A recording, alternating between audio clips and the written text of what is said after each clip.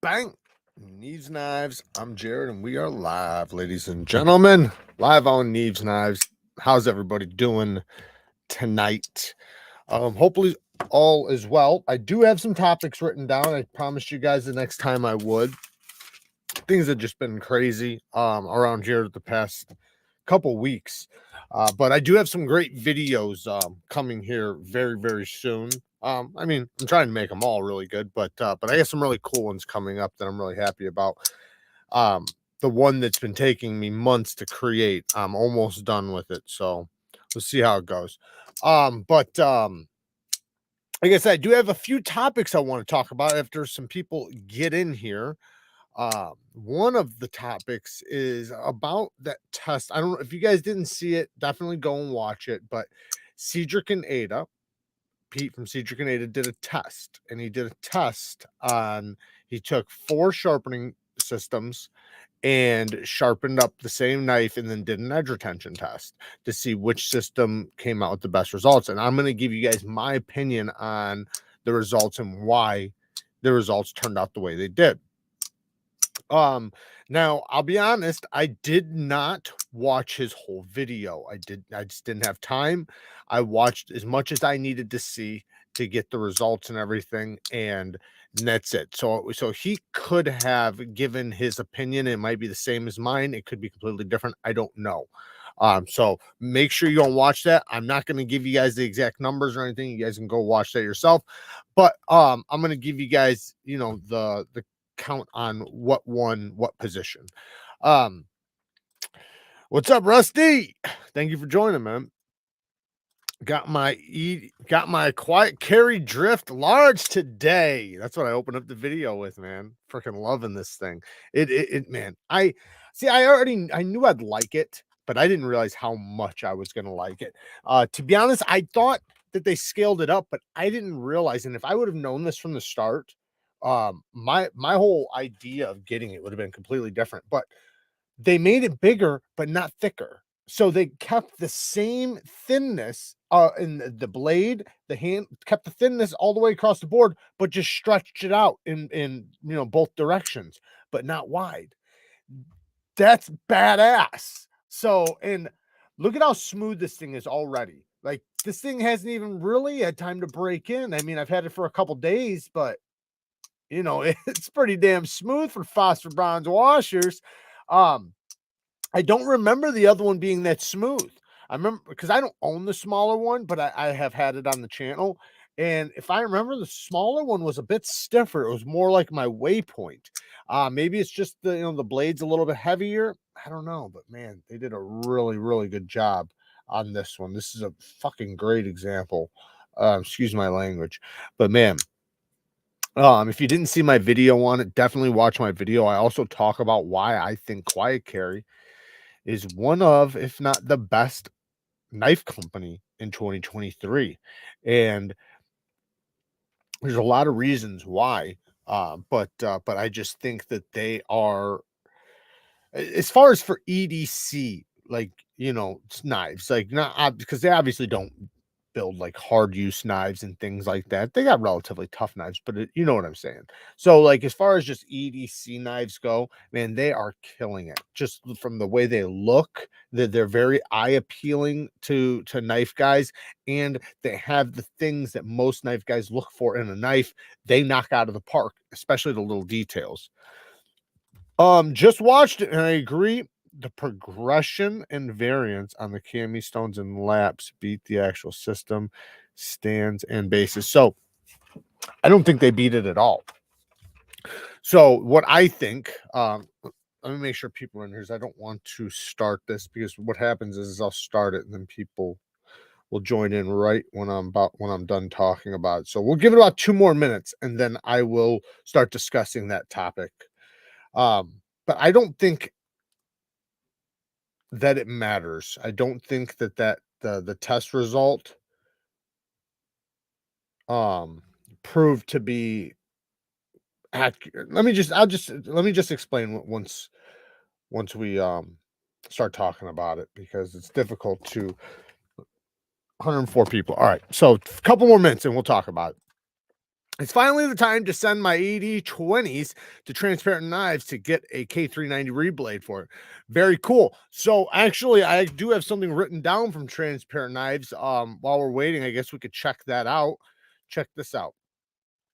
So Transparent Knives, and let me just pull it up really quick. Transparent Knives has blades and parts basically for, I think, well, you can just look at them right here. So this is Transparent Knives on Instagram. If you look, he has a post. So he has a bunch of blades, 940s, bug outs, and then looks like some 80/20.5s. So these are all original blades. So if you want to buy a brand new blade for your knife, you can have a spare blade. You can have a blade for a regrind, whatever, you know. And then he's also got scales and stuff too, if you wanted an extra set of scales or whatever. So it's cool that, you know, he's got these little parts for sale, and you can see the prices up here, really good. I mean, they're decent. $10 for some scales. You know, come on. Um, but anyway, so I figured I'd let you guys check that out. I have no idea what's left. I don't know. There might be nothing left. I don't know. But it's really cool he does that. And if you keep up with his Instagram, he's always got stuff like that going on. He's always selling parts, and then sometimes he'll have a knife that he will make the tiniest mistake on that nobody on the fucking earth would ever notice but him. And then he'll sell it to you for a more affordable price. Now, more affordable meaning more affordable than the original price. Not saying it's going to be super affordable, but what I'd say is that the imperfection that he can see that he did will not make a damn difference to you as from the buyer. Even with me, like when he did mine, my 80/20.5, I got it right, and he's seen a video or some pictures or something I did on it, and he thought he seen that the blade wasn't perfectly centered, and he wanted me to send it back so that he could get it perfectly centered, and it was perfectly centered. It absolutely was perfectly centered. It's just the way he saw it, you know. So, I love that about him, man. He's on top of his shit, and that's awesome. So, shout out to Brian from Transparent Knives. Definitely go and check out his Instagram. But yeah, it's cool that he sells those parts and stuff because, you know, like, it's awesome to be able to buy that stuff. To continue the list of stupid, insane money dumping I've done, KANSEPT Fenrir. I got that one. That's a good one. I just, man, my detent is really strong on mine. That's the only problem I have with it. I wish the thumb studs were a little bit grippier, or I just gotta lighten my detent. If I lighten my detent, everything will be fine. Quiet Carry is amazing, fantastic products, and the quality is top notch. I hope they work on their customer service a bit. I do have the Chase ES and now the Drift Large. Love them both equally. Yeah, I think, you know, I don't know about their customer service and how, you know, positive or negative. The couple times I dealt with it, because I did deal with it once in the past, it was fine for me. Um, so, you know, I can't speak to, you know, that, but yeah, I think all companies should always strive to improve their customer service, especially because there's a lot of knife companies, right?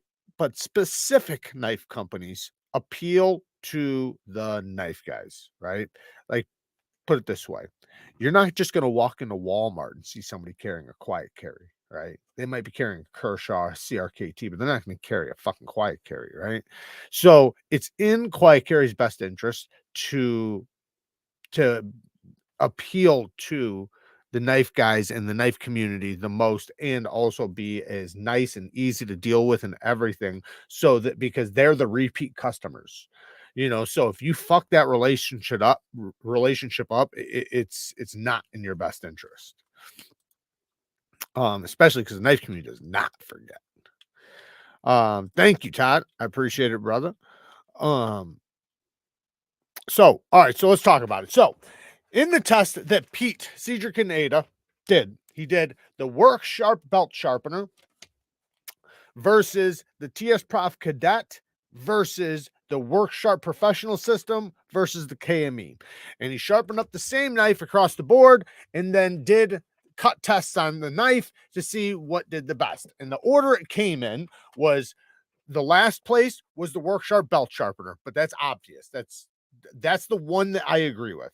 Now the next one in all the three, it went TS Prof, Work Sharp, then the KME. Now my thoughts are that if you ran the test 100 times, you'd get the same results just backwards. And what I'm saying is that the KME might win, the Work Sharp might win, the TS Prof might win, and then the next one it'll be the opposite, and the next one will be shaken up again. And the reason why is because they are stone sharpeners. So they're fixed angle stone sharpeners.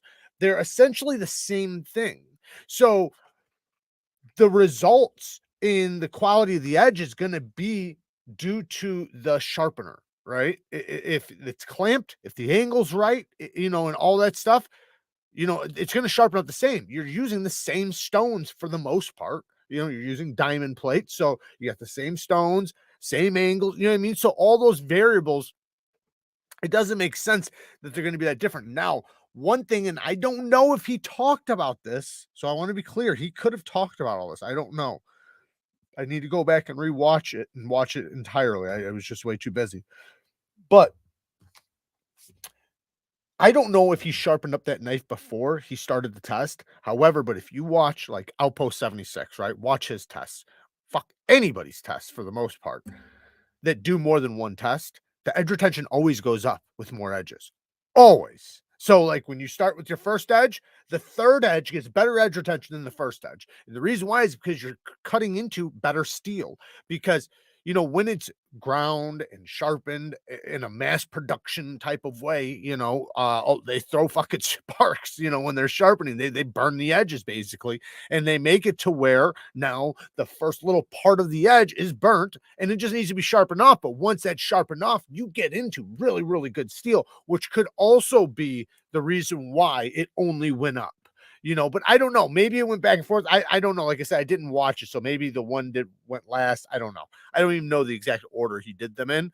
But I'm wondering that, like, was it sharpened before he started, because that would be a factor. But maybe he talked about that. Like I said, I don't know. But what I'm just trying to say, though, is that with a fixed angled system, like if I tested right now the Work Sharp versus my TS Prof, it wouldn't matter. Like both of it go either way, right? Either way. It's kind of like right now, like if there was another freehand sharpener, right, that was really good, like really fucking good, and me and him both sharpened, he could potentially beat me in like a sharpness test, right? That doesn't mean I won't beat him the next time, or vice versa, or maybe just the better quality edge. Maybe if we do an edge retention test, maybe his edge retention test will actually outperform mine. But then the next sharpening, mine does, you know. So I don't know. I love that he does the tests. I think Pete's awesome. I'm happy that he does these tests. I think it was an awesome test. And like I said, I need to watch the whole thing so I have all the information. But definitely go and watch his channel. Awesome channel. He's been around for a long time, and he has so many cut tests and results from edge retention tests that he's like a go-to place to go if you want to see or want a good idea of your edge retention on your knife. And he's only gotten better. That's another thing. So like his older tests, I tend to try to watch his most recent tests, and the reason why is because back in the day he was using like the Tormek to sharpen, and then he went to something like not that great, then the KME, and then once he got to the KME, that's when edge retention for his tests went way up, obviously, right? And that goes back to why the Work Sharp got the worst, right? Why did the Work Sharp get the worst out of them all? Now, this to me was just obvious. Like when I seen the test about to happen, I already knew that was going to be the case. And there's a couple reasons why. One, the Work Sharp creates a convex edge. It doesn't create a V grind, right? Convex. So the edge is tough, it's built for toughness, not wear resistance, right? It's not built for edge retention. It's built for impact. It's built for toughness, which in many cases is a better edge. It just depends, you know, like if you are a person that's constantly dealing with microchipping and edge rolling and things like that, then a convex edge is probably the better edge for you. And in the end, you'll probably get a better, longer lasting edge out of it because you're not dealing with the problems that you would have had otherwise. Um, but as far as a controlled test, you know, the V grind is going to get a little bit better edge retention, or is gonna. Now, another factor is that the belts on the work sharp are aluminum oxide. So it's, you know, it's like sandpaper, right? It's an abrasive that's really good for sharpening, but but when you, especially for certain steels, specifically for certain steels, um, when you go to stones, stones almost always will beat especially, you know, diamond stones, but like even if you had an aluminum oxide stone, it's still going to beat an aluminum oxide belt, right? As far as edge retention goes. Now, if you moved it to diamonds, it's going to beat it even more. So, and that's usually the case. Is that always the case? No, but it's 9 times out of 10. That's the way it's going to be. You're going to get better edge retention out of a knife sharpened by on a stone. Oh, you're gonna get more edge retention than a knife sharpened on a belt. And also the high speedness of the belt. I'm not saying there's anything wrong with belt sharpenings. I have one. I have a couple of them, you know, and there's times when I use them. So there is a place for them. But as far as certain knives, when you are caring so much about your edge quality and, you know, and your sharpness and, you know, your wear resistance, just all those things combined, when you're really caring about that, especially when you're paying some of the money we pay for some of these knives, you want the best fucking edge you can put on it, right? Like, you don't want to be walking around with this high-end, high-quality knife with a shit edge. So, you know, usually for the most part, we're looking for that, you know, the better quality edge. Ooh, Original Goat isn't leaving a good impression on me. I have 2 sets of scales from them already. Waited way longer than I should have, and now these Yojimbo scales are going on 2 months since I've ordered them. I'm sorry to hear that.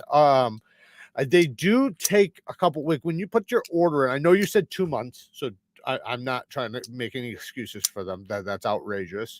But I think it's 2 to 3 weeks you're supposed to wait. So waiting 2 months, yeah, that's not cool.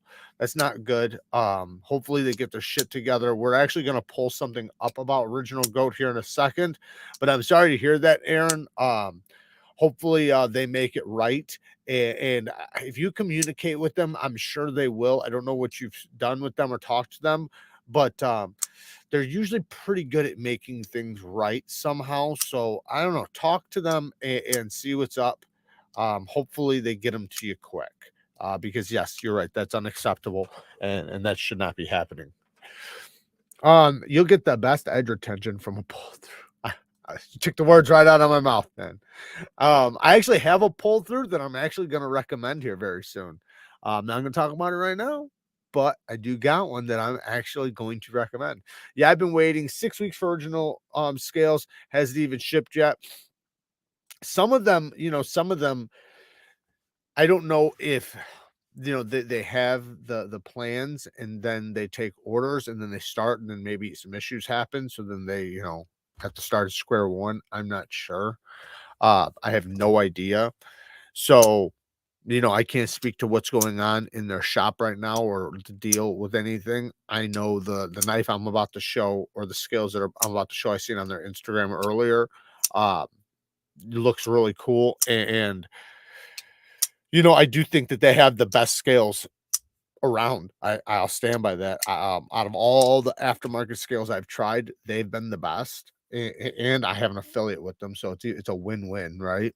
But um even you know, like this motherfucker, this thing is an absolute beast, man. Having titanium on an 8010 is just crazy. But you know, yes, like it sucks having to wait so long. That is the one downfall. You know, when you're really wanting the scales. And the cool thing though is, and you know, not trying to argue for them or anything like that, you already have the knife, you know. So when you order the scales, as long as they eventually get there, I'm not saying they need to take a year or 6 months or even 3 months. Shit, they shouldn't even take 2 months. But if you know they're coming, you have the knife is going to be upgraded um, when they do get there. So yeah, I tend to be a little bit more patient with those things, but of course I am, right? I constantly have stuff coming in, so it's a lot easier for me to be more patient. So I understand your guys' frustration. I would be the same way. My brother had a small 1x30 that worked great for bigger blades and tools. Yeah, the works great for bigger blades and tools. Like, that's like, if you sent me a machete to sharpen, I would sharpen it on my work sharp because it goes fast and it'll give the actual type of edge that should be on a machete. But it's just belt sharpeners are really good for specific things, but they're never going to be able to stand up next to a stone sharpened edge ever. I'd still rather wait for a good product than get a shit product quickly. Ooh, great. Well said. Well said, Graham. I agree with that. Um, I agree with that. I just wish that they would give you information like, hey guys, sorry, it's taking a couple more weeks, or something, this and this happened. It's not that big of a deal as long as you kind of know, right? The problem lies, and I've had this happen to me in the past, where you have no idea what's going on, and months will go by, and you're starting to want to reach out, like, hey man, what the fuck is going on? You start thinking, like, did they forget about me? Did I get lost in the sauce? Like, what happened? So, I think it's good to just keep you up to date, at the very least. Um, RGT absolutely kills, but Original Goat is absolutely knocking it out of the park. If you have to wait, you have to wait, but they do a totally amazing job on the work. Yeah, and one thing I always respected was the how, like, their quality is really good, but if you have an issue, they'll deal with it pretty quickly. I've even known, like, people that got scales and it didn't fit right, or something happened. I forget what, and they just said, keep them, we'll send you a new one, and they just sent them a brand new set that worked perfectly. So that's cool. You want to know that the company not only makes great products or parts, but also stands by them. Too much heat generated with belt sharpers. Yes, yes. Too much heat, and that can heat up the edge too much. Now you can get by if you cool it, if you have water, or if you're using a slow belt, like say Tactile. Tactile, when we were at their shop, their belts are very slow. Like, you could see it. There's no way that belt's going to heat up the edge too much. It's not possible. Like, when you literally look at it, you can see it's literally a belt, because they have literally a room for sharpening. So there's a guy sitting there. You can watch it in my video. There's a guy sitting there, and it's a skinnier belt, a smaller belt, and it's going really slow. Like, and so you can see that, oh, that's literally designed for sharpening so that it doesn't burn the edge, which is good, because I can't tell you how many videos I've seen, and I've even shown videos on here of some knife companies where they're fucking putting an edge on it, and you see just sparks going everywhere. It's like, yep, that's definitely a burnt edge. If you're throwing sparks, you've burnt the edge. Recommendations on how to get a stripped T8 out. So one thing you can do is you can try to get a screw remover, where you'll have to drill out the head, and then use, it's just like a little bit to take it out. They sometimes don't work. The next thing you're gonna have to do is drill it out. You have to get a drill and drill it out. That's the next thing. What you could heat it, you could try to heat it up and try to get it out. But if it's completely stripped, you're gonna have to drill it out or use one of those extractors. I think it's called a screw extractor. Just look it up. Screw extractor. You should be able to find it. But like I said, they sometimes don't work. Read the directions though, because you have to be perfect with the way you do it. I use a Ken onion sharpener on my machetes, but I don't care if it can cut paper. Yeah, but that's what I mean. Like, with specific knives, the better quality edge isn't, the high level of sharpness. It's going to be the impact resistance, right? Like, with a machete, with a chopper, like, you don't care how long it can cut in a 1-inch section. You care if it can handle hitting a rock, or something in a stump, like the knots and shit like that, where it winds up going in and then also twisting and stuff inside of wood. I need a murdered out carbon fiber knife, $250 budget. What should I buy? Murdered out fat carbon fiber. Fat carbon fiber, you said, or just carbon fiber? Just carbon fiber. Okay, so just carbon fiber.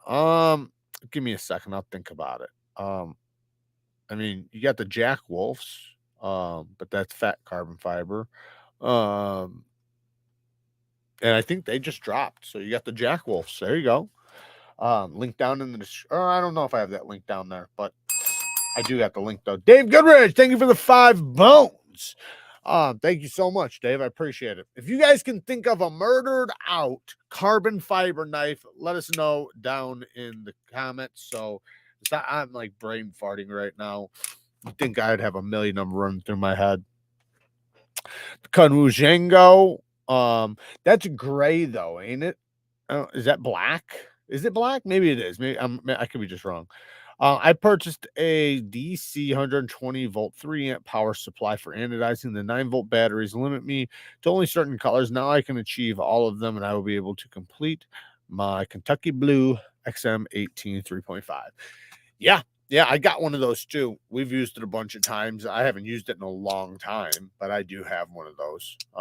Because we were doing a little bit of anodizing here and there, and then I just kind of, not that I got bored with it or anything. There's so many other things that I'm doing that one day I might break it back out, because I did think about this. A company contacted me asking me if I want to check out one of their lasers, and it's like a laser engraver, right? So I'd have to do a video on it, obviously, but I get to keep it. And that thing is something that you could literally do patterns and stuff on knives. You could do whatever, like all different types of stuff. So I thought about, man, that might not be a bad idea to anodize it, then laser it, or vice versa. See how it does, see how it turns out. You might be able to get some cool finishes out of it. I don't know if I'd ever make it a service or not, but because running a service, man, it's a motherfucker, running a channel and a service. It's tough. Anyone interested in a large Sebenza 31 natural micarta in Singo? Knife Nuts 83 is asking if anybody wants it. You check Mercenary Knives. They're within the Tucson and 6-leaf family. Bang for the buck blades. I think I did check them out, actually. I think I reached out to them, I believe. It kills me to watch companies that use dry belts. I don't care how good you are on a fast dry belt. They are overheating that tiny bit of steel at the very apex. Slower wet belts are way facts. Absolutely. Absolutely. It doesn't even make sense. It does actually. It does make sense. They need to rapidly make knives. They got to make them knives so fast that they can drop it down 20, 30 bucks. Jared, I finally mastered the 600 grit stone after your video. Hell yeah. Great job. That's so important, because everybody thinks, and I am guilty of this too. I literally thought, because I would watch so many sharpeners go to like 6,000 grit, 10,000 grit. And I thought in my head that the knife was getting sharper. I thought the first stone was, coarse. And then once you get to the fine, that's really sharp. That's what that means. Fine edge means sharp. Fuck no, it doesn't. The first stone is the sharpness. That's where your sharpness comes from. The other stones just refine it. That's it. They make the saw blade teeth smaller and more tighter grouped. Toothy edge, the teeth are spread out, but the sharpness in the apex is made. At least it should be. Now, a 600 grit edge, if you can't get an amazing 600 grit edge, never go to another stone. Like, fuck any other stones. Focus on the first two. Once you get good at the first two stones, then you're ready for higher grits and stuff like that. But until then, until your 600 grit edges are perfect, don't even move on, because there's no reason. It doesn't do anything. You have to be able to make the foundation good. It's kind of like building a house without a foundation, right? It's like, no, focus on the foundation first, then build the house. Um, yo, what's up, Hinder Collector? Shout out to him. Um, that's it. They're only worried about cranking them knives out as fast as possible. I just don't understand why they don't use wet belts. Yeah, I know. It's probably just because it takes a little bit longer. Um, so, but yeah, it's definitely a problem. You look good with Melissa. Have programmed together. Hmm. I haven't bought a new knife since July. Should I buy one tonight? Brian Jones, since July. Yeah, sounds like you're due. Sounds like you're due. When you do, though, make sure you use one of my links down in the description. Just saying. Just saying. Um, and definitely go and check out Hinder Collector's YouTube channel. He does have a channel that you guys can go and check out. You can also see him on Instagram.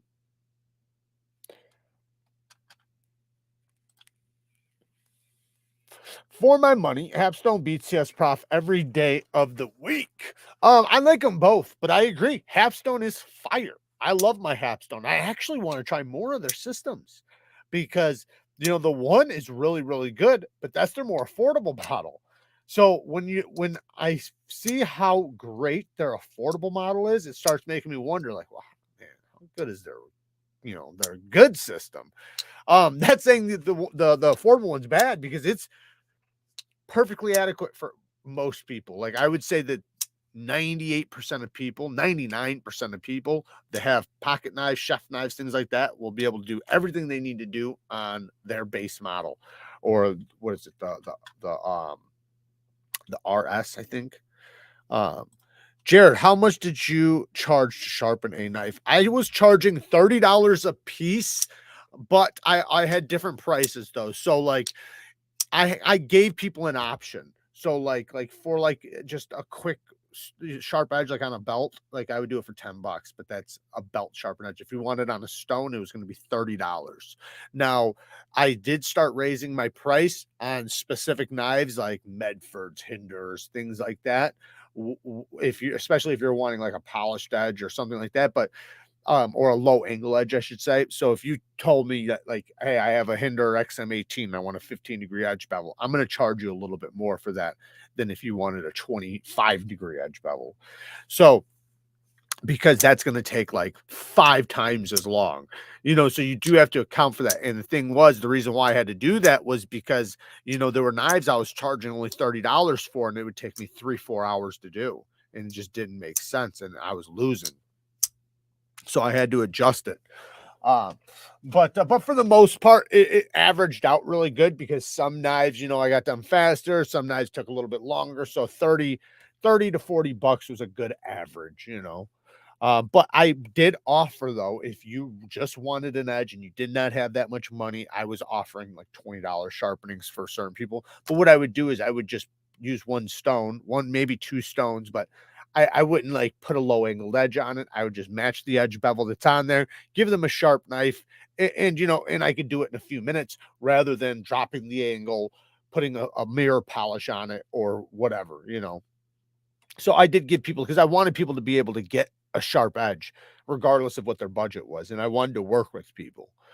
Um, I dropped a buttload on glasses. Wish I could have put that 350 towards a knife. Well, you look good in glasses, though, Ian. You look good in glasses, so it's okay. I got me a couple pairs of glasses. What compound do you use to strap? So right now, mostly what I've been using, and you can find it in the HAPSTONE link down in the description, is Stroppy stuff. Now, Stroppy stuff is a little bit more expensive than Gunny Juice. Gunny Juice was my #1 recommended, and it's really good. And you can get it a little bit more affordably than Stroppy stuff, and they basically work the same. But Stroppy stuff is color coordinated, and the bottles are bigger, so you're getting more emulsion for a little bit more money, right? So that it just kind of makes sense. But the one thing I love about it is that it's color coordinated, so I know exactly what compound is on what strap, because I have so many straps and this stuff's gray, so it all look the same to me. but the Shopee stuff is easy to see. So that's the stuff I've been using recently, but otherwise I recommend Gunny Juice. Both of them are tip top. You can also talk to Lacey inside the comments. She makes diamond emulsion. I got some of her stuff. I've recently started testing it out. So hey man, would you choose an Archbishop 3.0, a mini malice, or a stinger? I'm thinking the Archbishop, but not sure. Yeah, I would pick the Archbishop for sure on all of those. The Archbishop, or I would pick the oh damn it, the Aluris. Right? Is that what it's called? The Aluris. Yeah, the Archbishop or the Aluris. That's what you want. The Aluris is really, really good, and the Archbishop is really, really good. Spider G says, I have the Workshop Professional. When I need to sharpen for the second time, I start with either a 240, 320, then jump to the 400 when using the 220, sometimes 600. Yeah, you can jump around a little bit, but yeah, it's just always good to start with the low grit, because there are some cases where you'll use like a medium grit stone or a fine stone to like hone an edge or to just tune it back up. But when you're down to needing a sharpening, right? When it's actually a knife sharpening, you're not just tuning things up. You're not just maintaining the edge. You're literally doing a knife sharpening. There's no reason to ever start at a high grit.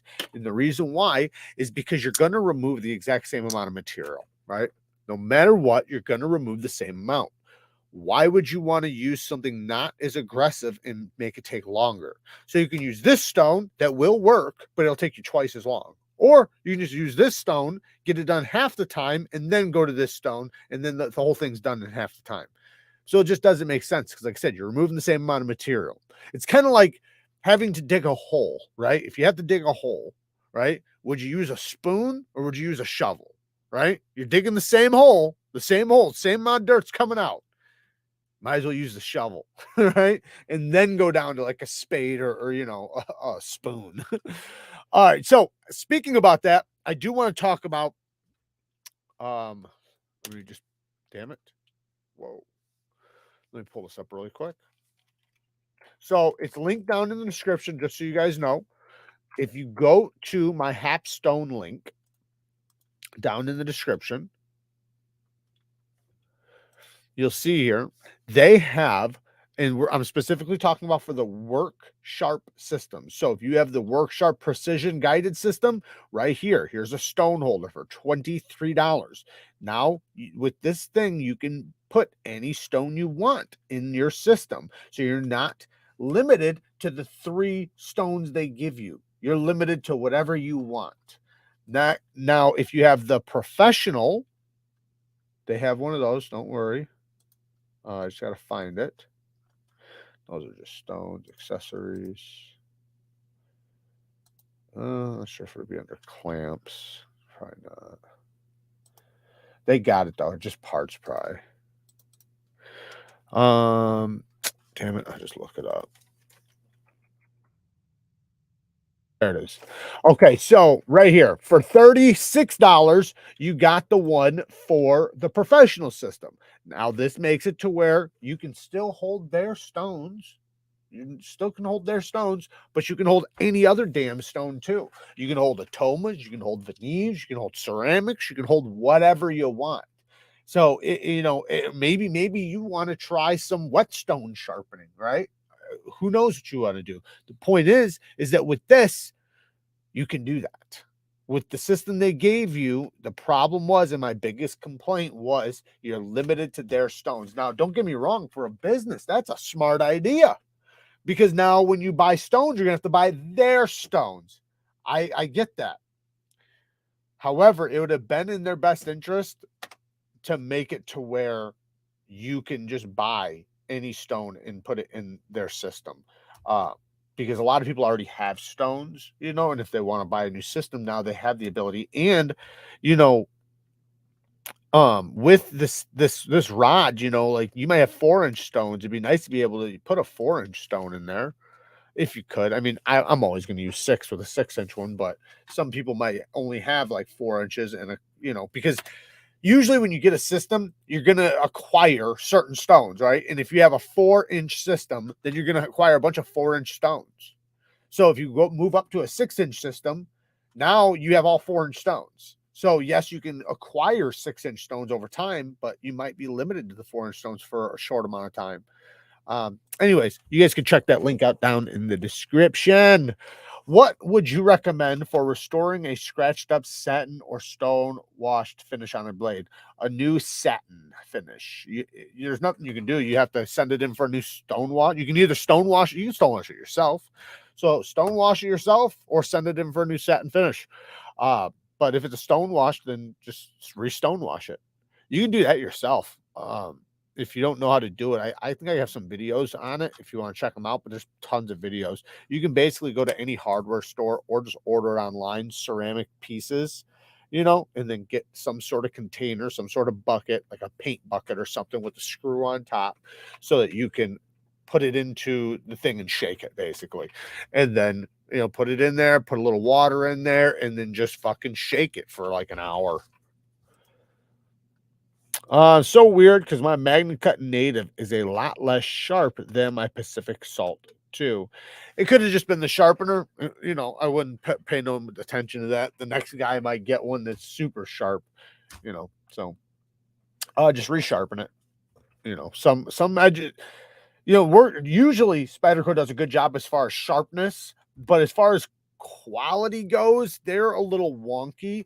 Not now, listen, I love their edges because they usually come with a good angle and they're really sharp. And especially if you just hit them on a strop really quick, they're usually really sharp. But in many cases, their grinds are off a little bit. The edge bevel looks a little wonky. So, there are times where you got to tune them up.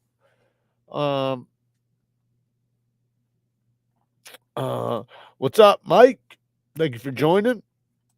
That's the problem with the Wicked Edge proprietary stones. Yes, exactly. Exactly. People always ask me about the Wicked Edge, and that's the one. That's exactly what I say. Well, I don't want to be limited to just their stones, and it's a very expensive system to be limited to their stones because in order to get the entire thing, isn't it like $1,000 to get like everything, like all the stones and everything? I think it's like $1,000. So if I'm going to spend that much, which I'm not saying that's too much, I'm just saying if I'm going to spend that much, I want to make sure that I can use any fucking stone, especially because I have Neevesknives. I have the stones that I want to be able to put in the system already. You know what I mean? So, and a lot of other people do too. Even if you don't, you might plan on wanting to. And to anybody who doesn't know, in that HAPSTONE link, there are Neevesknives stones. You can get the big ones, the small ones, every type is down there in that HAPSTONE link. So if you want some Neevesknives stones, somebody left me a message the other day asking me, what do I recommend now that you can't get Neevesknives anymore? I was like, what? So I checked my Amazon link and I did see I couldn't get them on my Amazon. Well, I could, but not the big ones. I could only get like some of the fixed angled system ones, the 1x6s, which are what most people want. But if you wanted a big stone, you couldn't get it. But the HAPSTONE links got them. So, would Edge Pro stones work on HAPSTONE holder? Someone could let me know. That would be sweet because I have an Edge Pro sharpener. I don't know what the Edge Pro looks like, but isn't it just a basic square stone? Yeah. The HAPSTONE holder holds whatever stone. It'll hold, like, as long as it's the size, it'll hold. Really, you can adjust it too, so it doesn't really matter the size. But yeah, I would imagine it can hold it. I'm trying to think, like, if there's some sort of lip or some sort of feature on the stones that make it weird to clamp onto or something, because as far as I know, aren't they just square stones? Yeah, Edge Pro stones. Let me just look it up just to be positive. Edge Pro stones. Yes, they will fit just fine. 100%. They will fit. Yeah, it didn't cut hair as soon as I stropped it. Literally cuts all the hair on my arm. Mostly Spy 27. Oh, he's talking to someone else. Let me scroll down. Spyderco's are great blades. In my experience, the edge retention is questionable. I would say that they have the best edge retention out of most production knives, and if you compare them to a lot of other companies, not all companies, but most companies, especially when you're talking about mass production companies, Spyderco usually smokes everybody as far as edge retention goes. They do the better heat treatments, they do the higher HRCs, they do the optimal HRCs, and they're usually just a little bit better done. Now, I'm not saying their factory edge will do that. I'm saying that after you sharpen it a couple times and you get into the good steel, their steels are going to do a better edge retention test than, say, you know, whatever other company. Like even if you compare them to like Benchmade, but Spyderco beats Benchmade every time. Hogue beat, well, maybe not with their Magna Cut, they might be neck and neck, but with any of their other steels they do. And you can name many other companies that they'll outperform too. Not talking crap about any of the other companies. It's what it is. Will Edge Pro stones work on that gap stone holder? HAPSTONE. Yeah, yes, it will. Hooligan. Yes, the Edge Pro stones will 100% work on the HAPSTONE sharpener. Yes, it will. So if you have Edge Pro stones and you want to buy the HAPSTONE sharpener, it'll work just fine. I would still plan on, I don't know what type of edge pro, as long as you have diamond plates, then I think you're good. But if you have aluminum oxides, I would say plan on, you can use them, but plan on getting some diamonds. I chipped the tip on the front of my Spyderco Yo Jumbo. That's very common. I want to have it ground from the top angle down. Who can I have to pay to have that done? Well, I used to do it. I've done it a bunch of times. But anybody with a belt sharpener will do it for you, I'm sure. You can probably just ask BGM Knives. He'll do it probably for fucking, I don't know for how much. You can ask BGM. You can talk to Knife Modders. Maybe somebody in the comments, if they have a work sharp belt sharpener, they can do it. That's what I did mine on. They came out great. But yes, that is the way you want to do it. You want to take it from the spine. If you watch the video I did on one, the knife looks brand new afterwards because I didn't take it from the edge. If I took all the steel from the edge, it would look like an old Yojimbo or old Yojumbo. But since I took it from the spine, it just looked like a brand new Yojimbo.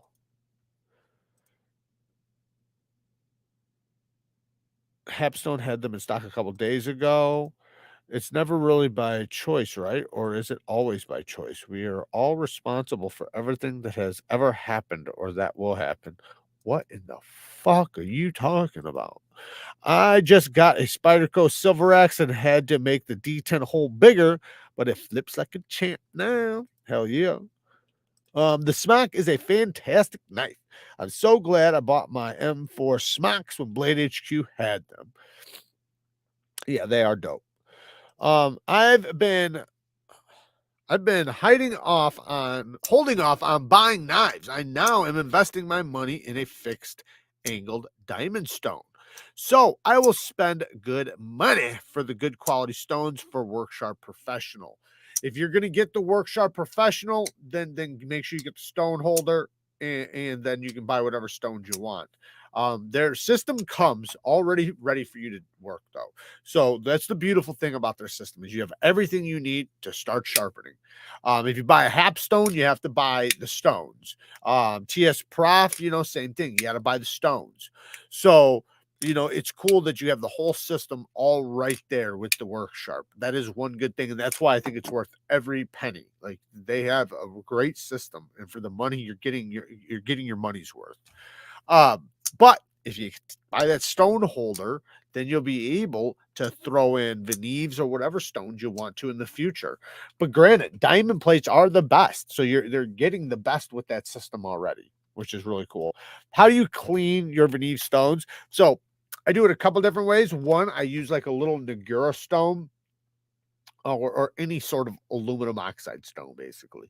Just you can use even like another whetstone, for sharpening knives. You can use one of those, any sort of aluminum oxide stone, and you just scrub the top of it. Now, I do that in between sharpenings, and then when like they start dishing or they start really being loaded, or I don't feel like they're cutting as good as they were, then I will I use silicone carbide powder and I put it on a sheet of glass with a little cap of water, and then I flatten them. And it goes fast because I make sure they're not too bad when I do it. So it takes me like 30 seconds to flatten them. I use 60 grit silicon carbide powder. But otherwise, I just use stones, any sort of aluminum oxide stone. Jared, now I know what the lyrics mean. Everybody must get stoned. Bob Dylan. Evening, everyone. Thank you, Rick. I appreciate it. Sup, Jared? How's it going? What would you recommend for a budget under $100? Hollow ground folding knife, about 3.5-inch cutting. Under $100. So I would go way under $100 and tell you to get the Sencut Actium. Very deep hollow grind, beautiful hollow ground blade, great EEC knife. So that'd probably be my go-to. Now the next one, you could get the Sencut Slashkin. That's another one with a nice hollow grind. If you want to scoop it up. Oh, or the Backlash, the Savini Backlash. I think you can get that right now for like $30. And that's got a beautiful hollow grind. So that's where I would go. Those are great knives too. Like don't let, I know they're not close to 100. They're really good for their price. My TS Prof came with the stones, but it seems like they were. Yeah, the TS Prof stones. I should have said that too. Yeah, the TS Prof stones, you can get them with the system. You can buy it with the system, but you're gonna have to pretty quickly buy new stones because their fucking diamond plates wear out very fast. They not only wear out very fast, but the way their grit is different than ours. So what you might think is like 150 grit or 200 grit is really like 300 grit.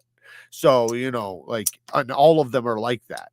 So it makes it to where they wear out very fast, like super fast.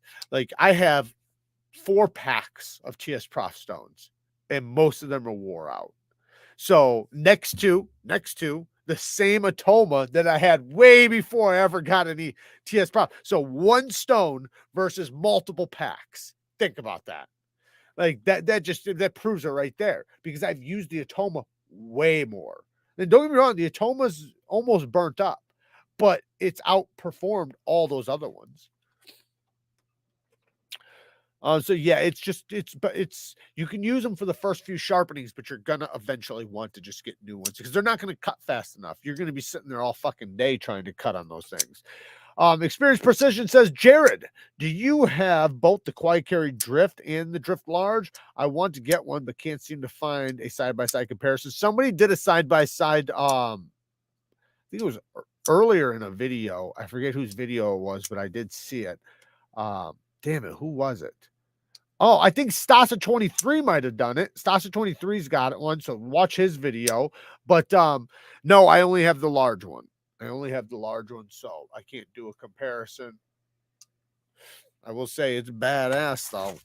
Freaking awesome. All right, so the original goat thing I wanted to show really quick. Let me pull it up.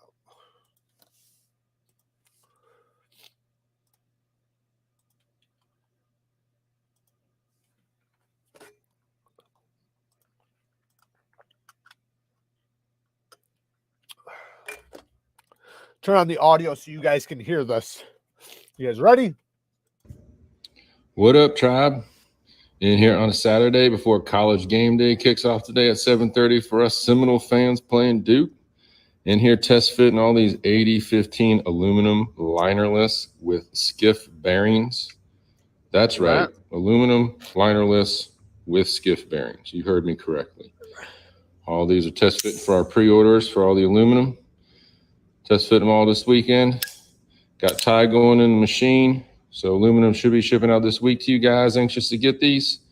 And ties should be heading out towards the latter part of the week or the beginning of next week. You guys should be getting them. A little drop for you. Woo, on bearings, man. That is sweet. That's nice. Skiff bearings on 8015s. That is badass. So if you don't know what skiff bearings are, this is skiff bearings. So the 8015 comes with washers. So what they did was they took their scales, their aluminum scales. He said he's putting the titanium on the machine now, so those won't be done for a week or two. But the aluminum ones are about to be done or are done. They must have put a pocket in there in the scale so that you can fit bearings instead of the washers, which is badass. That's absolutely badass. It makes me want one really bad. I technically have one in house right now, but it's not with skiff bearings. But it is really badass. But it's coming in a video very soon, so I'm gonna just let you guys see the video. But yeah, the 8015 with the original goat scales is pretty badass. I'm just saying.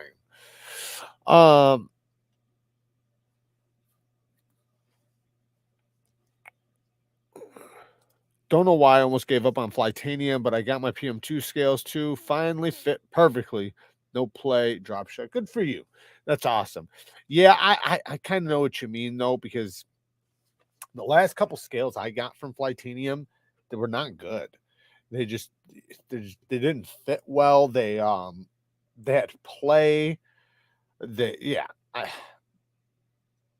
I do think maybe the hardware might need to be changed on one of the sets that I was having issues with, which didn't make sense because it said that the hardware would fit. But yeah, not saying there's anything wrong with them. I mean, I would still buy Flytanium too. But if Original Goats got it, I'm going to buy there first. How is the FLN doing in sales? I want one, but funds are not available right now.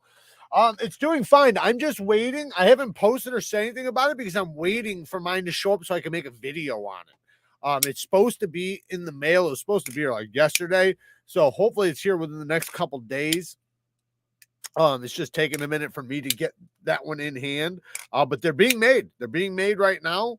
Like I said, by November, the beginning of November, they'll be all finished up, ready to ship out.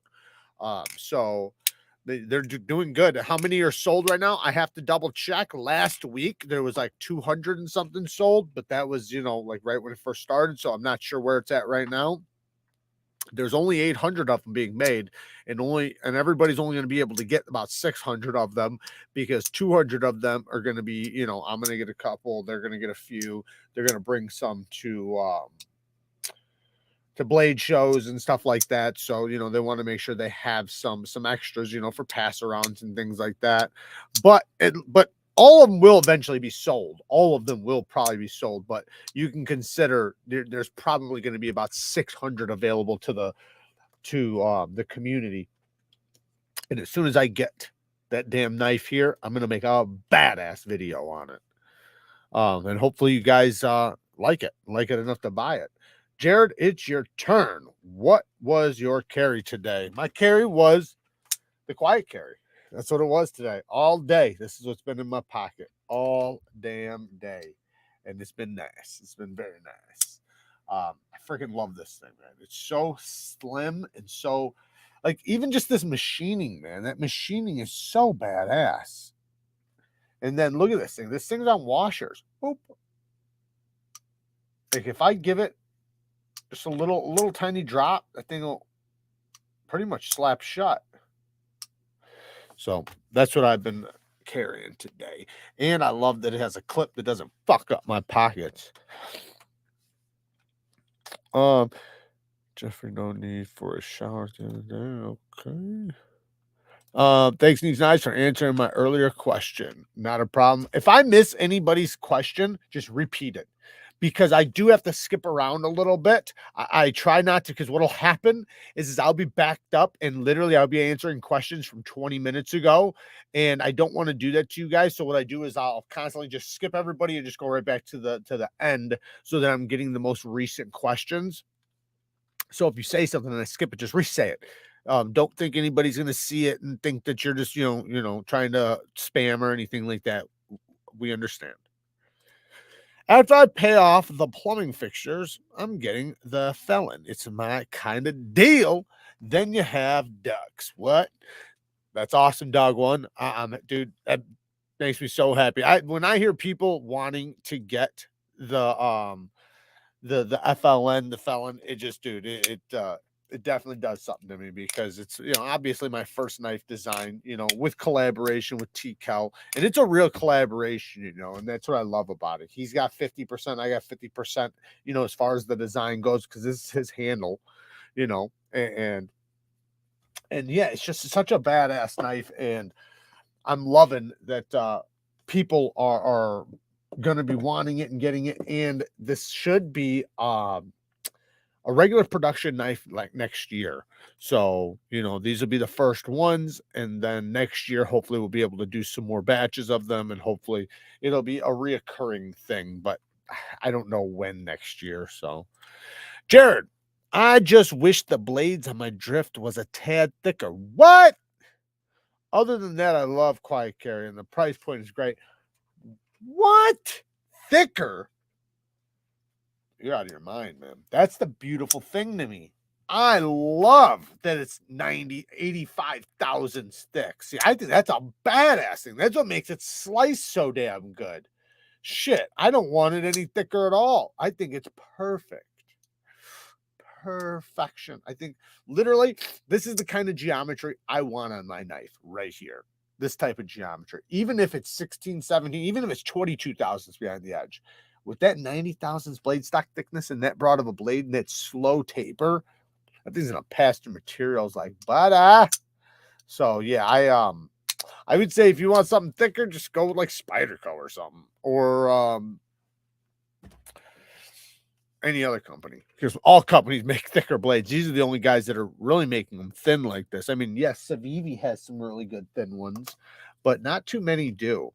Most companies are running them thicker than thinner. Todd, Venice from HAPSTONE's under depends on which Veneve you get. For the dragons, they're $300 a piece, but at least from the US. I don't know, but the other ones are cheaper, like the smaller stones, the 1x6s and things like that, because the dragons are the big ass ones.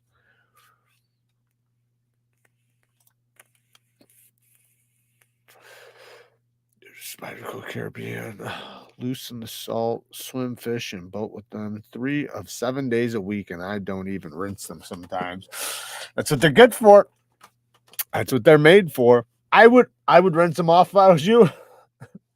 I would definitely rinse them off and definitely dry them off, because just because it is the most corrosion resistant doesn't mean it can't corrode. It can corrode, but it takes a lot, right? As if yours haven't even started rusting yet, that's crazy, especially with all that salt water. But usually if it starts, you can just wipe it off. But yeah, I would take care of it still. Jared, sorry to ruffle your feathers. I'm staying with Quiet Carry. Well, you didn't ruffle my feathers, but that's okay. It's okay. It's just, I just didn't understand it, saying you want thicker geometry on a fucking knife that's EDC, right? It's like, what type of hard use are you trying to do with this? Why would you want it any thicker? Now, I understand wanting thicker geometry for certain knives. There's some knives that I personally love that are thicker geometry, because they're a little, like, even like my Benchmade Griptilian. As much as I say that I want a hollow grind on that, which I do, I love that it has a little bit more robust geometry. I can be a little bit more tougher on the tip, and things like that. Maybe a little light duty prying here and there. What's my first ever EDC? It was a big ass. I don't know if it was an actual buck 110, but it was like a twice the size buck 110. It could have been Schrade, I'm not sure, but the thing was massive. It was a big ass backlock, like this big closed. I have to open it up like this, like a machete, two-handed, and put it in my back pocket. I was 5 years old. 5, 6, 7 years old. Ben loving my KIZER Doberman, but hot damn, that action's so smooth. It's almost dangerously drop shutty. I know. It's what I said. There's a few, like even what's that other one? Damn it, I can't even think of the name now. What is that other KIZER that recently came out that's badass? Anyways, there's a couple KIZERs that have came out recently that are on another level of smoothness, which KIZER already has. Like, they've been like the pinnacle of drop shuttiness, is they have knives that you would never expect to be as drop shutty as they are. And I know how they do it. I explained it in a couple of videos. You know, they drill out the pivot and make it to where there's a lot less weight in the pivot, so all the weight is up towards the front of the blade, and it works great. But these new knives, man, these new knives are like, they're even more drop shutty. Like he said, they're dangerously drop shutty, and I like that. I want it to be a little. I wanted to cut my finger off, or at least attempt. I wanted to attempt to cut my finger off. It's amazing how rough you can be even on a thin blade. I fully plan on taking my large drift to work. Haha, I'm in the trade. Yeah, I would too, man, because as long as you're not, you know, prying with it, as long as you're just cutting with it, it's going to cut just fine, man. This thing, it's made for cutting. That's what it's made for. It's made for cutting performance, which is what I love it for, because it's not, even when it's like say going dull, it's still going to cut pretty well because of the geometry, which is great. You couldn't say that to like a SOCOM Elite, you know, thick as a brick. I get skiffs from my Jaeger in the morning. Can't wait to drop them off. I need to put these skiffs that I have in something. I haven't figured out what I'm going to do. Hi chat. What's the knife in his pocket? If you're talking about me, I'm carrying the drift. Anybody else that watched the large drift vid clip experience a form of lust, desire for it, deep in the ouch? The Huntsman. The Huntsman's really good. I was thinking of the other one though, but the Huntsman's, yes, that's a really good one. That's just a badass knife, period. But I was thinking of the one that starts with an M. What's going on, y'all? How's everyone's Saturday going? Not too shabby. Not too shabby. Looking for a decent price for a Spyderco. Any recommendations? Yes, go to nafsale.com. Fuck it. Let's look at knifesale.com. nafsale.com. Nafsale.com. So, if you guys don't know about nafsale.com, they have a site where you can buy and sell knives. So you can sell your knives, buy new knives, and they have brand new knives and used knives. So they have both. And if you look, they got some American Blade Works in here. Look at this one. I got this model right here. A badass model. I love this damn knife. It says brand new in the box for $329. 100% USA made knife by one guy. The HRC on this Magna Cut should be 64. I think it's 64 HRC, 6465 or 6364, one of the two, but it's in the range that you want it. There you go. That's the titanium badass knife. Now, here's another one with the Wharncliffe blade. This one doesn't have the titanium scales. I'm not sure what the steel is on this one, but it says brand new in the box too for $200. Was that 200? Yeah, for $200. See, think about this. Benchmades are more money than this, and Benchmades are a large production company. This is small batch. This is a small batch, so you're usually guaranteed to have better heat treatments with smaller batch. Not always, but usually. They got Devos. They got them damn Devos. Ooh, they got a nip for sale. The nips are all sold out from what I've seen. So there you go. There you go. There's a nip. What else do we got? Let's go to Made in USA. Made in USA. Here we go. We got a Strider in the house for $850. A little pricey. A little pricey. Got a Hinder for $400. The Skinner blade. That's cool. Looks like it's been sharpened. Got another Strider. Ooh, got the Benchmade Mini Adamas, $215. And you can read the quality on them too. Here's a Spyderco, $100 for a pair of 3 lightweight. Ooh, the Freak for $200. Condition brand new in box. Aren't these things like normally like $250? Or am I wrong? Am I wrong? Brand new, never cut or carried. What? I might have to fuck around and find out. Let's see what else we got. Well, I don't know why this is in the USA. Jack Wolfs not made in the USA, by the way, guys. Not sure why that's in there. Got the Benchmade Immunity. Got a Sabienza. Oh, we got a Something Obscene J Cape for 125. What? Lightly used and what it looks like a black wash finish. This one has the flipper tab and standard no jibbing. Came from the Way of Knives. Why is it? Oh, it's just the blade. Is that what it is? Yeah, just the blade. Oh, okay, just the blade. I was wondering, like, why is it so cheap? That's cool though. That's a cool little knife. Well, who did this? I actually kind of think that's cool. Anyways, so you guys know where to find them. nafsale.com. Go and check them out. They got some pretty cool shit. There you go. Here's a Fenrir for 130 bucks. Like new in box. That's the same one I got. KANSEPT Sprite. I never tried that one.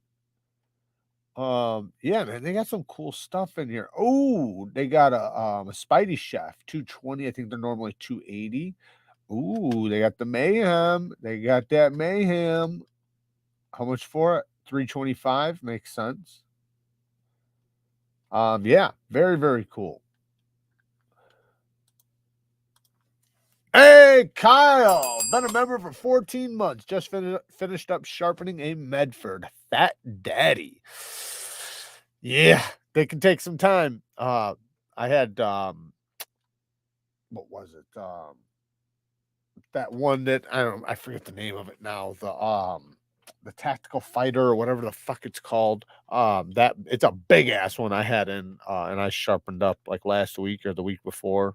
Been watching these for a while now. However, I don't pay for memberships to anyone, but I'm going to spend the money to become a member. So worth it. 100% Neeves. Only one I'll spend the money on. Spider G, you're the man. Thank you, man. I appreciate that. I appreciate that very, very much. By the way, we do technically have a members live tomorrow. So I'm pretty sure, don't we? Yeah, pretty sure we have a membership. Miltaw, yes, the KIZER Miltaw. That's what I was trying to think of. The KIZER Miltaw is another one, man. I think it's just an absolute guillotine. But yeah, if you become a member, then tomorrow you will be in, or you can join the members live sharpening. I'm not sure what we're gonna sharpen yet, but we'll figure it out. Who knows? We might just talk sharpening or talk shit. I don't know. Maybe we'll do a giveaway or something. I'm not sure. What's the sharpest thing on the planet? A good fart will go right through your britches and not even leave a fucking hole. Laser beam from their butthole. Hey, brother, you should try and snag that new Manix 2 lightweight and magnet cut or the Micarta Crewwear version. So I can't because I already got the other two coming. I did the I thought about getting the smaller Manix, but I got the big one. I got the XL with the micarta and magnet cut. Or no, sorry, micarta and Crewwear. And then I got the that new Bodacious or whatever it's called.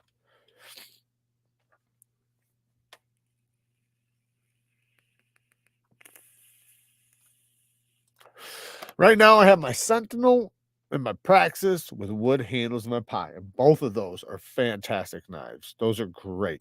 The Mystic, that's another one. The Mystic, yes. See, they were both M's. They were both M's. The Mystic is another one. Yeah. That one's, again, a damn guillotine. It just doesn't make sense. Like, it defies logic how just, because it's solid. There's no play. But it feels like it's not even rolling. Like it feels like it's just on air. Like it's just like, like you just dropped it from the sky. So that's a very, satisfying feeling, when you like fidgeting and you like that fidget action. I'm not saying I always want it to be a guillotine. A lot of times I like the nice slow, steady drop, where you can kind of like kind of influence it down. I kind of like that, you know, but I also sometimes just want that. I want that fucker to cut my finger off sometimes. Sometimes I want it to be shockingly drop shutty. But yes, dude, I appreciate anybody who becomes a member. It's a huge thing on the channel.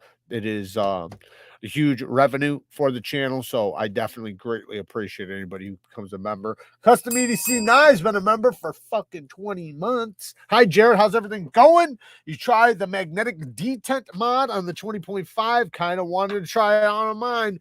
I have not tried it, but I did see it. We talked about it in last, or was it Wednesday's live? Yeah, it looks badass. It looks dope as shit. It's crazy that that somebody's doing that. So yeah, I'd love to try it. Opinion on the Artisan cutlery bow. It's good. It's a good one. I got one right here. I don't know which one this is, so if it's the last one I grabbed, it's no, this one isn't that one. This is that other new knife from Artisan, which is really cool. We'll pull that one out too. Yeah, the boas are dope. I got all 4 versions. This one is the all blacked out version. Oh, somebody was wanting an all blacked out carbon fiber knife. The boa. I can't believe I didn't think about that. And what's cool is it's got so many forms of deployment. You got a fantastic front flipper. Exactly how you want a front flipper to respond. Then you have the hole, which is easy to get to, right or left-handed. Then you have the studs, if it'll focus on the stud.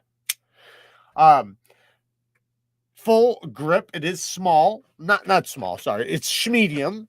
But the harpoon kind of gives you, you know, a little spot to place your thumb or your pointer. Love the blade shape. Yeah, these things are cool. Really cool. The other knife that I started pulling out was this guy. The new Artisan. Fuck, I can't remember the name of it now. What the heck is the name of this thing? Somebody help me out. I can't remember the name of it now. It's an S90V. It's got like a mirrored satin. It's like super shiny. Anyways, it's dope.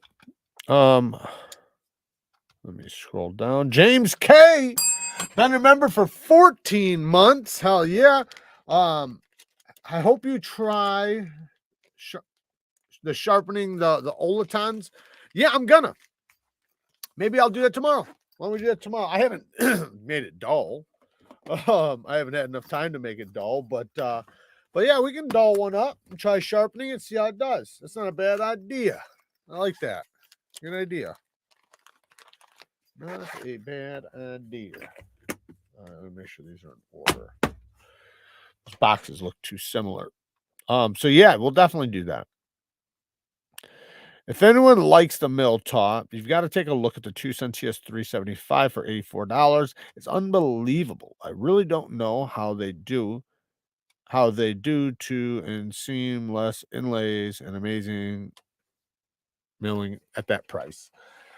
Yeah, they definitely are pushing them out. The way they do it for that price is their quality control is in the tanks.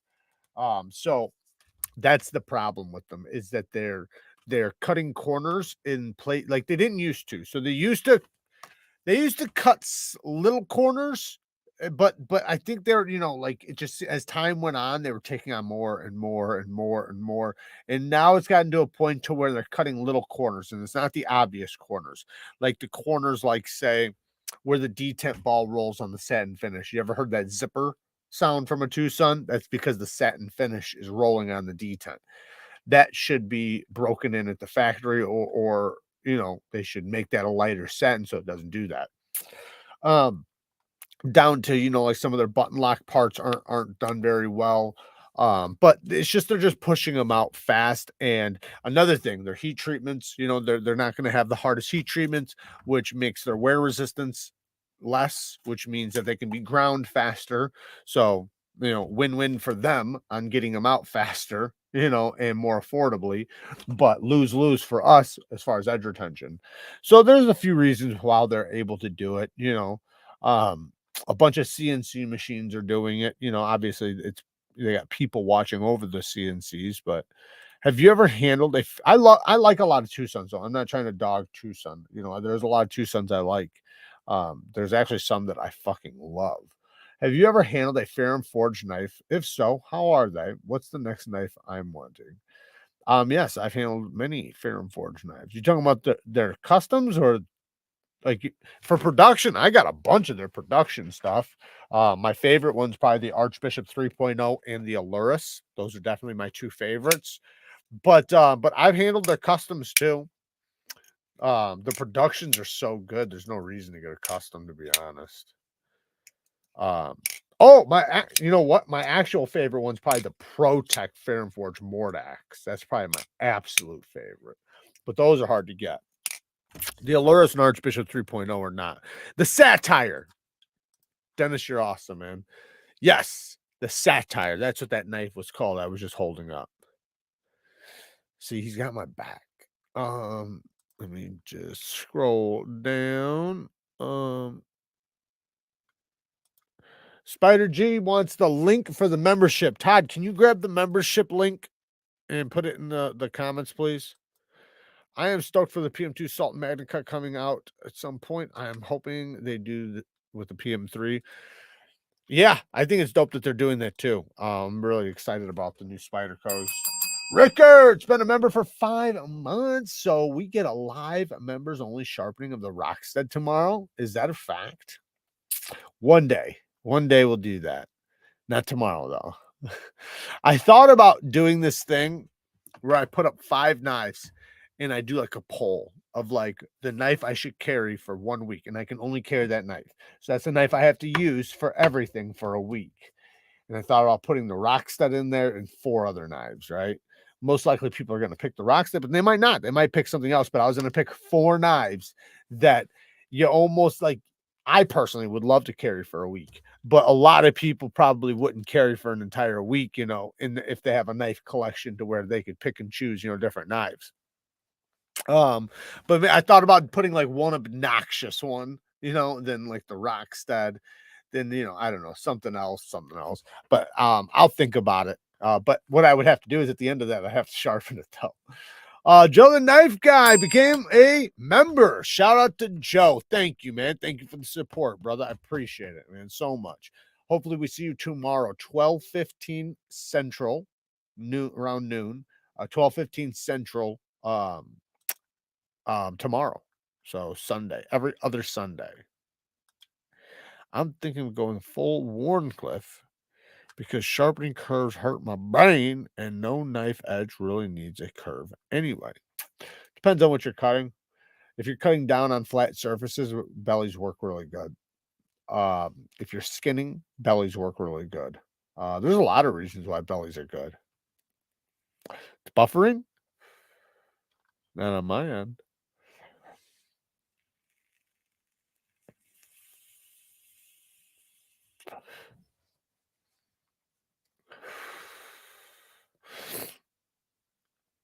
What do you think of the 9-tie EDC? Now using the Olitons, the Olitons is better. Yeah, far better. No competition. So yeah, the 9-tie EDC is great. I like it a lot. I think it's awesome. I've even given a couple of them away to, like I said, but like about the Olitons, you know, I want to give them away to some family members. I did that with the 9-tie EDC ones because it just made sense. But the Olitons, I mean, it's a no-brainer. The blade steel's 9CR. You're getting 3 fucking blades for $54 plus a titanium frame lock with amazing action on bearings. Like, it's a no-brainer. It's a $54 knife without the other 2 blades. It's a $75 knife without the other 2 blades. At least a $60. Well, it's a titanium frame lock. So let's say Sencut, right? Sencut uses 9CR. So let's say send cut, 45 bucks. 45 bucks for G10 in steel liners that are stamped out of a machine. Titanium's machined. So it's just, yeah, it's no brainer. Sorry if I'm asking stupid questions, but I'm still learning about knives. No, there's no stupid question here. But is D2 steel and D2SW the same thing? D2SW. I don't know what D2SW is. Trying to think. Does anybody know what the SW is? I've never heard of that. D2. So the thing with D2 is there's different kinds of it because, like the Chinese D2 is Chinese D2. It's not American D2. So there is going to be probably a little bit of differences. Now, when they test it, it's going to test as D2 usually, not always. Depends on the company you get it from. Some of them are lying. But let's say you get it from a reputable company. The problem with D2 is just that it's all over the board as far as heat treatment goes. So you could have 5 of the same knives all in D2 and they're going to get different edge retention.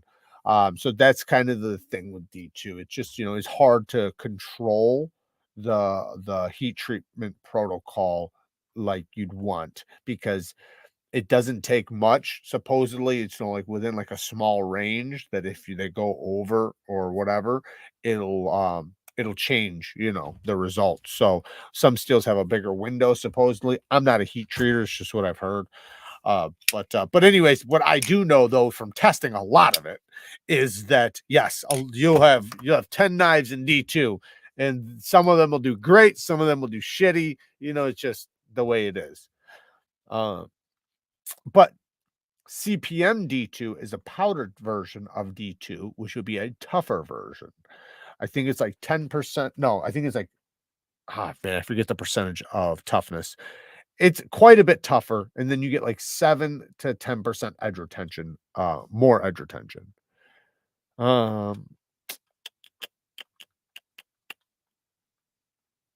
RPM 9 is powdered form 9 CR92. Yeah, it's actually RPM 9 is powdered 9 CR with cobalt, I think, or something like that. It's got something else in there. I forget what it is, but it does have some other ingredients. Is there a good free CAD software that a lot of home knife makers use to visualize and plan? I don't know. I think you can find some online. I just don't know if you can find any for chef knives, maybe, but it's difficult to find something like that for like folding knives. You'd have to get something that's for like mechanical stuff. But yeah, I'm not sure. I'm actually talking to somebody right now that we're talking about going partners into a little business deal together. So we're in the process of talking about it, setting up maybe a dealer site, where we can put some knife designs and possibly do my own knife designs and put them on there, and then also sell other companies' knives on there. I would just continue running this. He would run that, and it'd be something that I'd be promoting and shit like that. So it sounds like a pretty decent idea. So it's obviously it's just in talking phase right now, but it's something we are probably going to set in stone and start really bearing down on. And in that case, I'm going to have to do a bunch of CAD stuff myself. Because as far as right now goes, I have everything just on paper and on an iPad drawing thing. So, God's World says, I have the Odium from Civivi and love it, but hate the D2. That's how it goes sometimes. Jared sent my Harsey to BGM today. Super stoked. Yes. That's awesome, man. Yeah, you're going to be super stoked when you get it back. It's going to be a whole nother knife. It ain't the same. It ain't the same. It's going to be so much better. Like, I'm sure you used your Spartan. Now using your Spartan, especially if you put a new edge on there, because remember, BGM is going to sharpen with a belt. His edges are okay. He's getting better, but to be honest, his edges aren't the best. So, and I'm not talking shit. It's a belt sharpened edge. I'm just saying that if you sharpen it on a stone, that's when you'll really feel that cutting performance. Jared, did you break that Spyderco Bally pen yet? I broke 2 of them. I flipped them so often that steel ball balance toy almost went through the window a couple of times. I have not broken it. I actually got it right over here in a box. I have not broken that one yet. But I tell you what I have done though. No, I can't even find it. I got that fidget toy, and I lost a bunch of the ceramic balls out of it. Suggestions: Mannix lanyard tube loose on one side. Usually use quick vice. Isn't working. Anybody? What? Suggestions: Mannix lanyard tube loose on one side. Usually use quick vice. Isn't working. Anybody know anything? I'm not sure what you're asking. You're saying the lanyard tube is loose? Hey, Steven, 20 bones. Table fund. Thank you, man. Thank you so much, man. I always appreciate the donations, guys. You guys have no idea. All the donations go right back into the channel. Hey, we got another one. David Jewell with the 5 bones. Received the Ultra Sharp Diamond Plate set. Thanks for the advice. Hell yeah. Yeah, those are the best affordable ones you're going to get as far as affordable. Obviously, there's better diamond plates, right? Obviously. But they go up in price quite a bit. Now, there is one thing I do want to recommend. I said this in a video the other day, and David, I did not know about this deal till just recently. But it was $25, but overnight they went up. They might have went back up again, but let me just look. There is a diamond tri-stone that's only like 32 bucks. And the crazy thing is that, and I'll grab the link. The stones are like the size, they're like 3x8s. They're like 3x8 size. Oh, it went back up to 42. Okay, so it's still cheaper. Hold on, let me see if I can find it. Oh, I found it for 32. I found it for 32. Okay, I'm grabbing the link right now. I'm gonna put it in the chat. So these things are 32 freaking dollars. I'm putting it in the chat right now, and I'm gonna show you guys.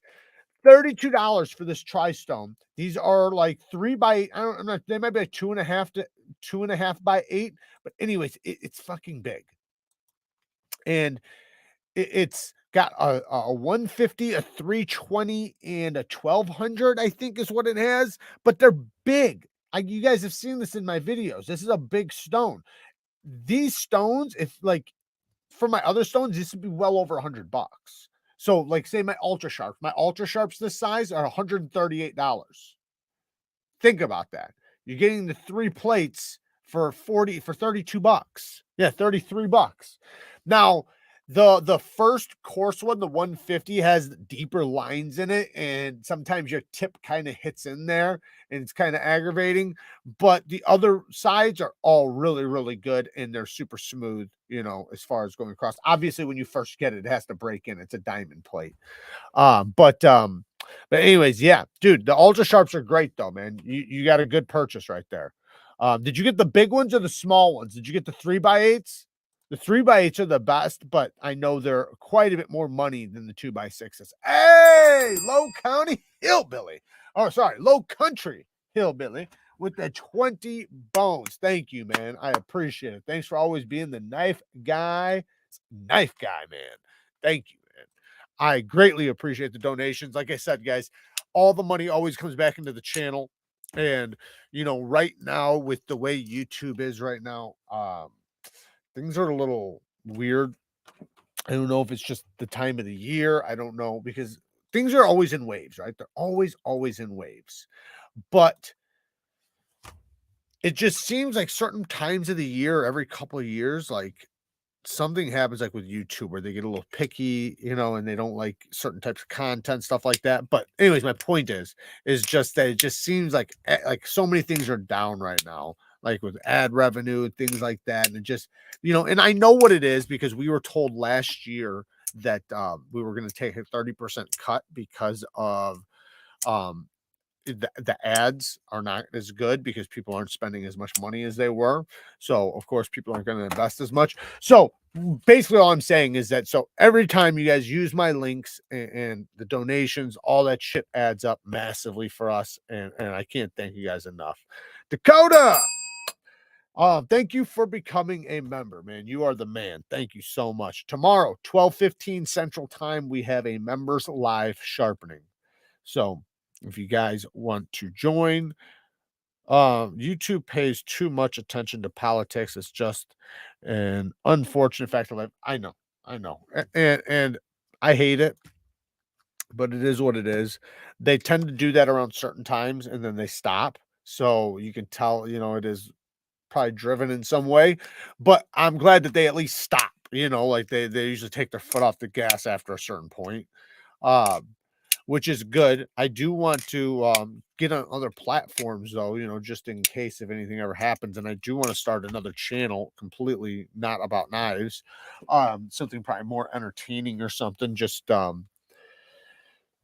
I'm doing this full time already. But there's so many things I want to do in the knife community. Between designing knives and maybe starting up this little knife company, selling knives and things like that, just a bunch of different things. I really want to put a big footprint in the community, but it takes a lot of time, it takes a lot of money, it takes a lot of everything.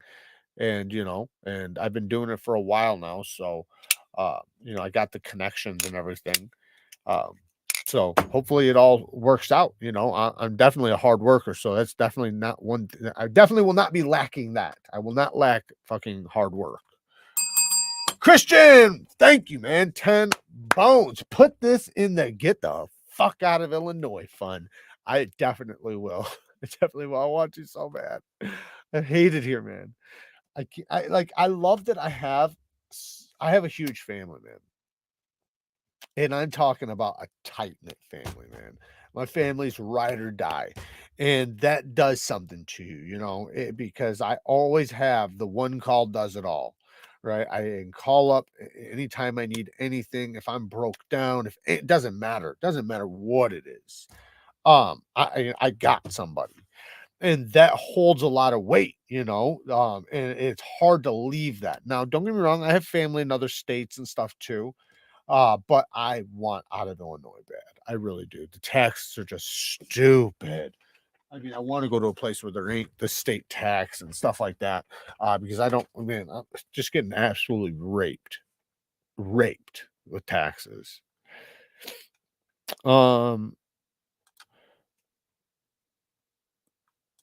That's not for me. Is Bowler N690 a good steel? It's a budget steel. I'd call it low mid-grade, high budget. So I would say it's basically around like a 9. It's about 10 CR. That's where I would put it. I'd put it neck to neck with 10 CR. So, it's a good steel. It's not a premium steel, but it's a good steel. It's definitely not a bad steel. So, it's low mid grade. Jared, ambition will take you wherever you want. Proof is in the pudding. That's an absolute fact. And I got so much damn ambition. I got so much of everything, man.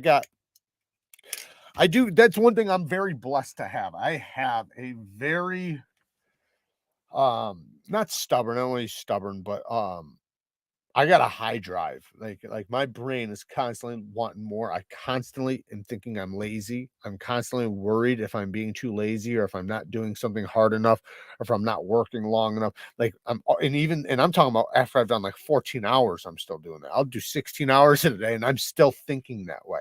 Like, did I do enough? Did I do enough? And my brain's constantly working that way. So I know that that's a good thing. And I like that about myself. So it makes it to where, I'm very confident in what I can do, but there's always going to be, the nervous feelings of things failing or not working or, because it might not have anything to do with the amount of work you do. It could be a lot of different factors. And I'm always worried because I've been through so many shitty situations where things just like fell apart, like completely. So I always have that in the back of my head. And I'm a survivor. So like even when those things happen, I pulled through, and you're stronger when you come out the other side, but that makes you restart. That's a tough thing to do. It's a tough fucking thing to do, to throw everything away and restart from scratch. I've done it many times. So the fact that I've done it so many times, it scares me. I don't want to have to do that again.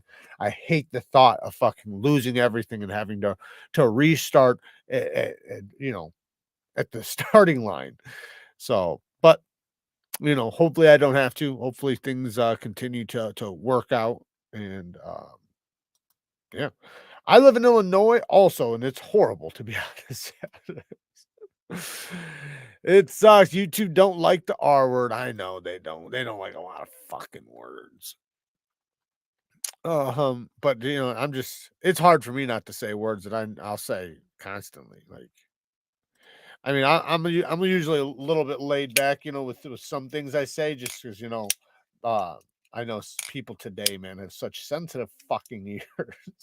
I don't get it, but people do. For some reason, people do. But not me, man. I my ears are not sensitive at all. You could say the most ridiculous shit next to me, and I won't even fucking flinch. I won't even look up at you. I've been seriously thinking about selling my current business and starting over with making knives. I've been looking at CNCs and water jets. Yeah, Joe, if you can get, I mean, if you can, they're expensive, you know, but if you can get CNCs and water jets and all that shit, man, yeah, you could definitely start a business. I will say, and I'm not trying to scare anybody that just started or that's getting into it or anything like that, but you know, our country's going into you know, a downhill battle right now, so it might not be the easiest time to start a new knife company. Now I don't know. Maybe things can turn around in next year, and I hope it does. I really, truly hope it does. And I will say this: anybody who's willing to invest the time and the hard work, things will pick back up. And once they do, you'll at least be prepared, right?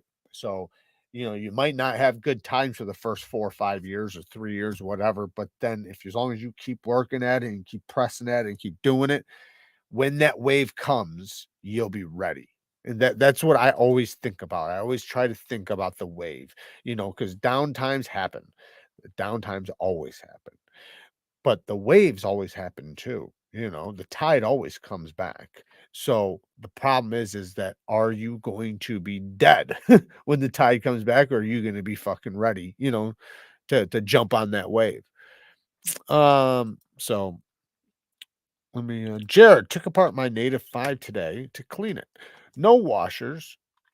The steel just rotates against the scales. Can someone tell me, is that normal?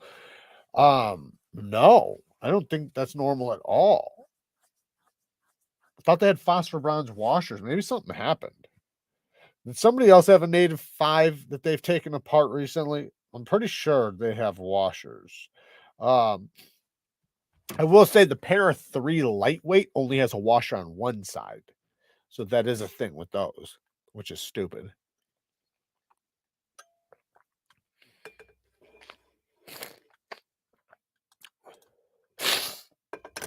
That's true.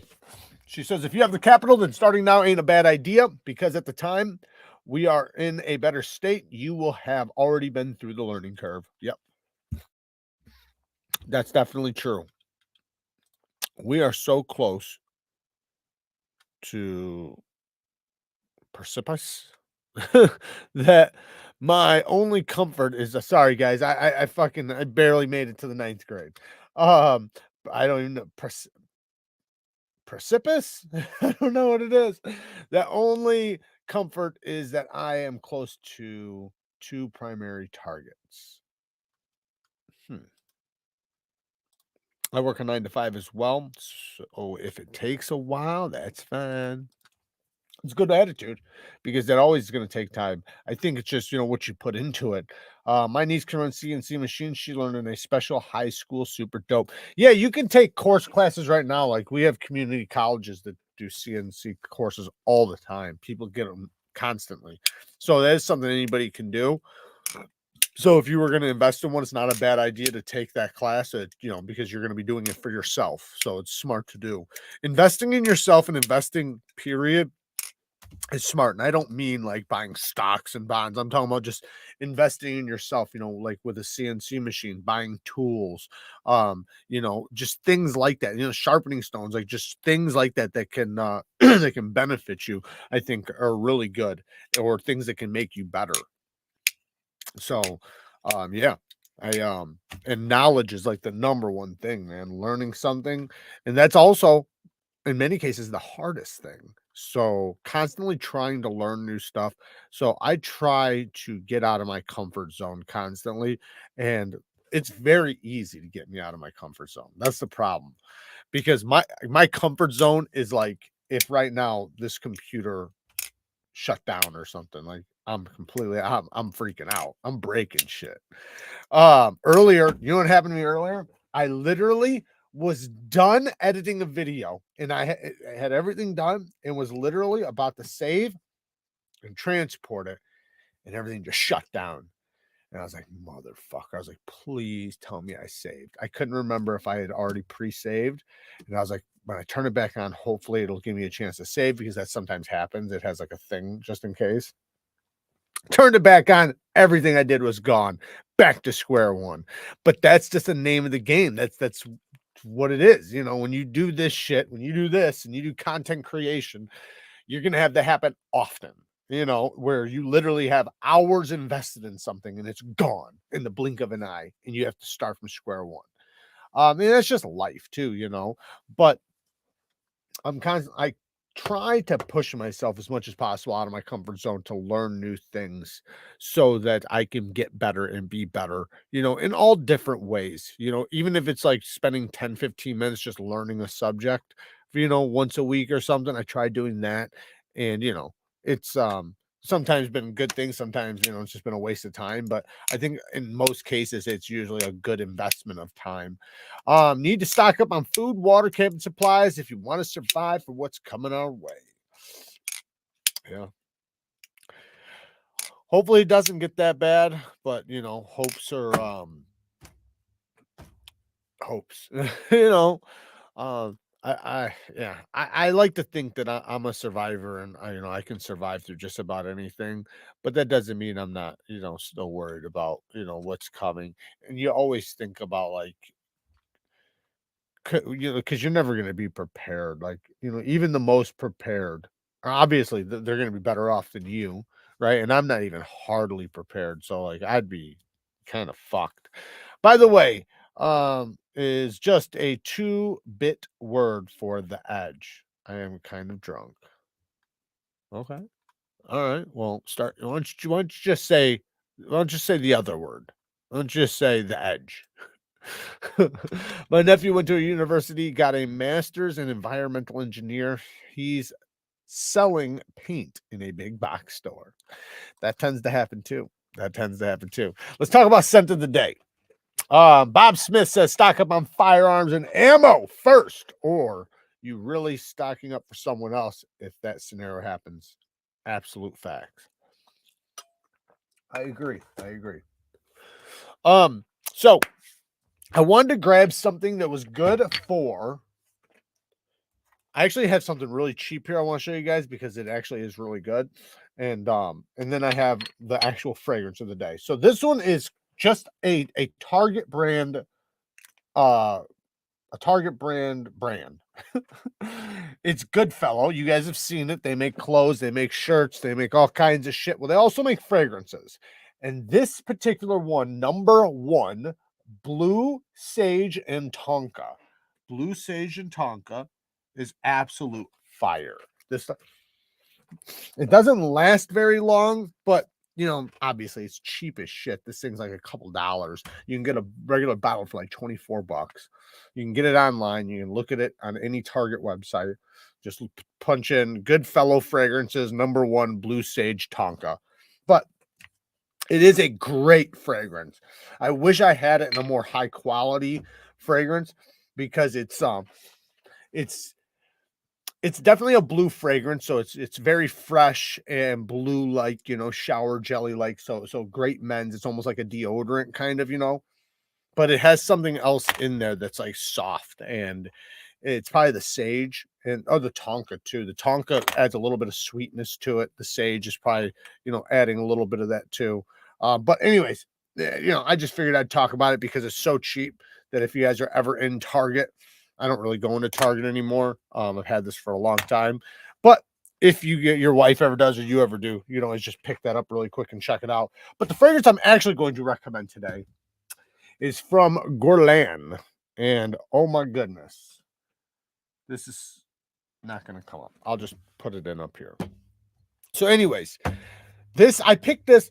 I was looking for something that's going to be good for the winter, or sorry, good for like the fall, the winter, the colder weathers, and kind of good for regular summer days. And this one's a good variety. Like it's got a sweetness to it, and it's like it's a real sweetness. Like it's sweet, has a little tiny light bit of spice, but not not a lot. Ideal Extreme.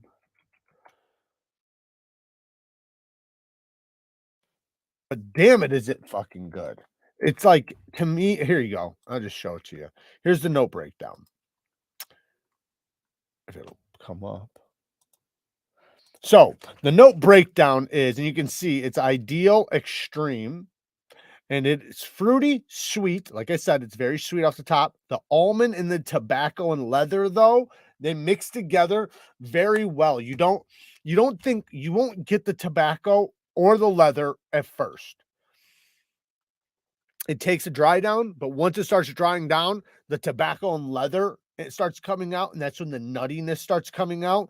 It is somewhat of a gourmand fragrance, meaning like it almost smells edible, but not quite. Like it's just almost there.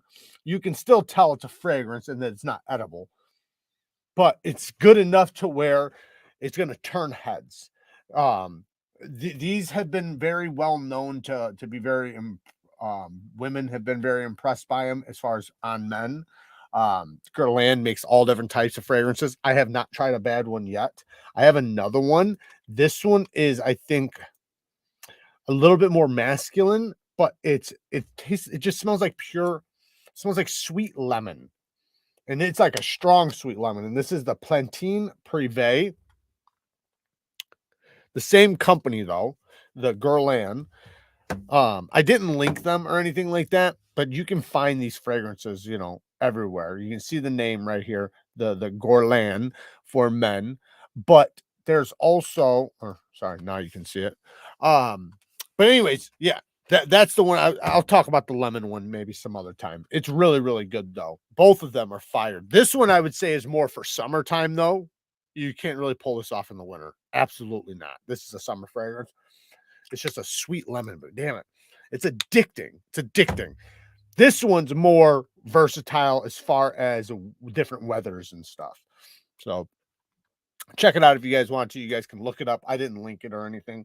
This is what I'm wearing, so figured I'd talk about it. It smells so damn good.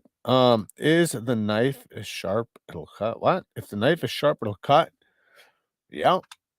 Yes, it will. God's world. Don't forget toilet paper. Oh, reading, it's not an easy job, and lots of dangerous moments for sure. Okay, so story time. We are way past story time. So, all right, so I'll try to make it a quick one, but I did have a story written down. So this is the first time I ever, and I was a little kid. I've told the story before. This is the first, and it's gonna kind of bounce to a little bit older and a little bit older. But when I was a kid, the first time I ran from a cop. So I was very young, and I was living in an apartment building, and there was multiple apartment buildings, the same exact apartment buildings, just multiple of them. And the owners of the ones, they were different people. So anyways, the point of me saying that is just that, like, I was off my property and on another property, but it's like, it looks like it's the same property. Anyway, so I was gathering up because there was like a little bit of a wooded area in between, like this, like in between kind of the two buildings, because it kind of went into an L shape, right? And the side of the L, there was a little bit of a wooded area. So tons of bottles, right? So I was gathering up all these fucking beer bottles, right? All these Corona bottles, and, and fucking all kinds of bottles. And I brought them over to the road, and we're right off of a road. Like, and I know this is stupid. I was a little kid, so give me a break. It's a busy road, a very busy road. Like cars are flying by. So I go up to the road, and I got a couple of my buddies with me. And they're not trying to fucking do this shit. Like, they're not stupid enough. But I was all balls and no brains, and started throwing bottles at cars as they're coming past. And it's so stupid because I could have killed somebody. Absolutely. So cars are going by. Some of them are hitting the bottles, and they're just smashing them, and they just keep going. Like, it's almost like they don't even want to fuck around and find out. Like, they don't want to stop and find out like what's going on. But then finally, after me throwing a bunch of them, right, and a lot of them missed, they just shattered right in the road. So like the road's just covered in glass now. And not that the glass is going to hurt the tires or anything, but this one car is coming by, and I throw one, and it goes perfectly right into the grill. So as the car's coming by, the bottle's bam, and smashes right into like the hood, like the front of the grill area. And that person just does a dead stop, like pissed, gets out of the car. I'm obviously a little kid. I'm running for sure. And so I take off running. Well, they call the cops. So now, I'm kind of nervous because I thought, think they called the cops? You think they called the cops? Of course they called the fucking cops, right? They should have. So I'm kind of like looking out, waiting for the like just in case. And I seen one coming. So I took off, right? I took off running from the cop. And he's seen me running from his ass, and he was like, I'm not getting out and chasing you. He wasn't stupid, right? So what he did was he took off for like 45 minutes, and just like gave it some time, waited until I was playing again, and caught me up in a tree. I was literally climbing kids, you climb trees. I was up in a tree, and he comes walking up, and I'm like, fuck, like, what are you going to do? Like, you can't run in a tree. You have to get down first. And he's like a huge dude, like a huge black dude, bald head, like 6'4", intimidating as hell to a little kid. And he's yelling at me, obviously I know now what he was doing, but at the time, it's a lot. So anyway, he yelled at me and all this stuff. Well, I didn't get no trouble or anything, I was a little kid, right? So it wasn't that big of a deal, but it did scare the shit out of me. But the crazy thing is a few years later, well, a couple of years later, my dad always had explosives, always had like dynamite and stuff like that. So I was grabbing dynamite from my dad, and I was on the same property, but this is years later. So I had moved and then came back to the same property. Now I'm back on this property again that I used to live in.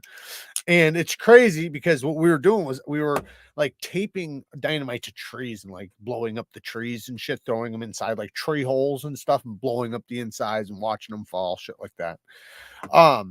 So we blew up a few sticks of dynamite, and he shows up.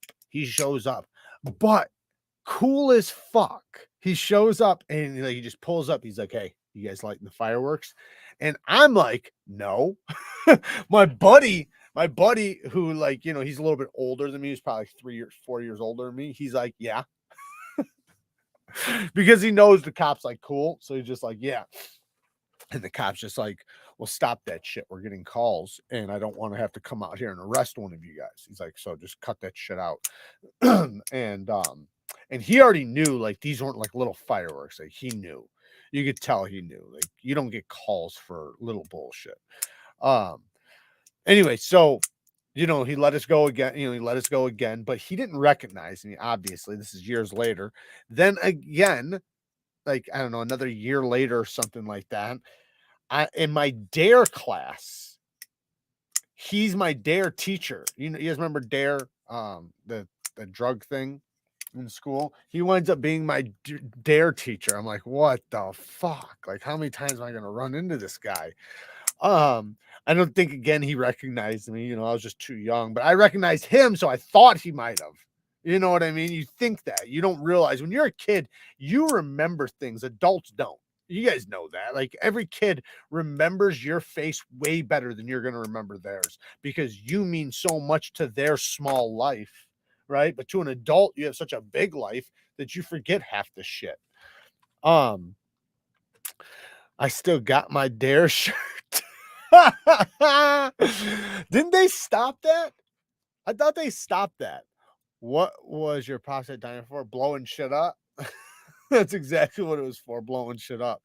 He used to tape it to arrows, and we would shoot. He'd shoot his bow and arrow with dynamite hooked to it, exploding arrows. But just for all different types of reasons, any type of reason to blow something up. My dad had explosives too. I thought it was weird, but not if yours did too. Yeah. It's just a normal thing. My house. I remember even when he came to me because I was taking him, he was like, "Are you stealing my dynamite?" And I said no at first. He goes, "Don't fucking lie to me." And I said, "Yeah, I did." And he's like, "Why?" And I told him, and he's like, "What'd you do with them?"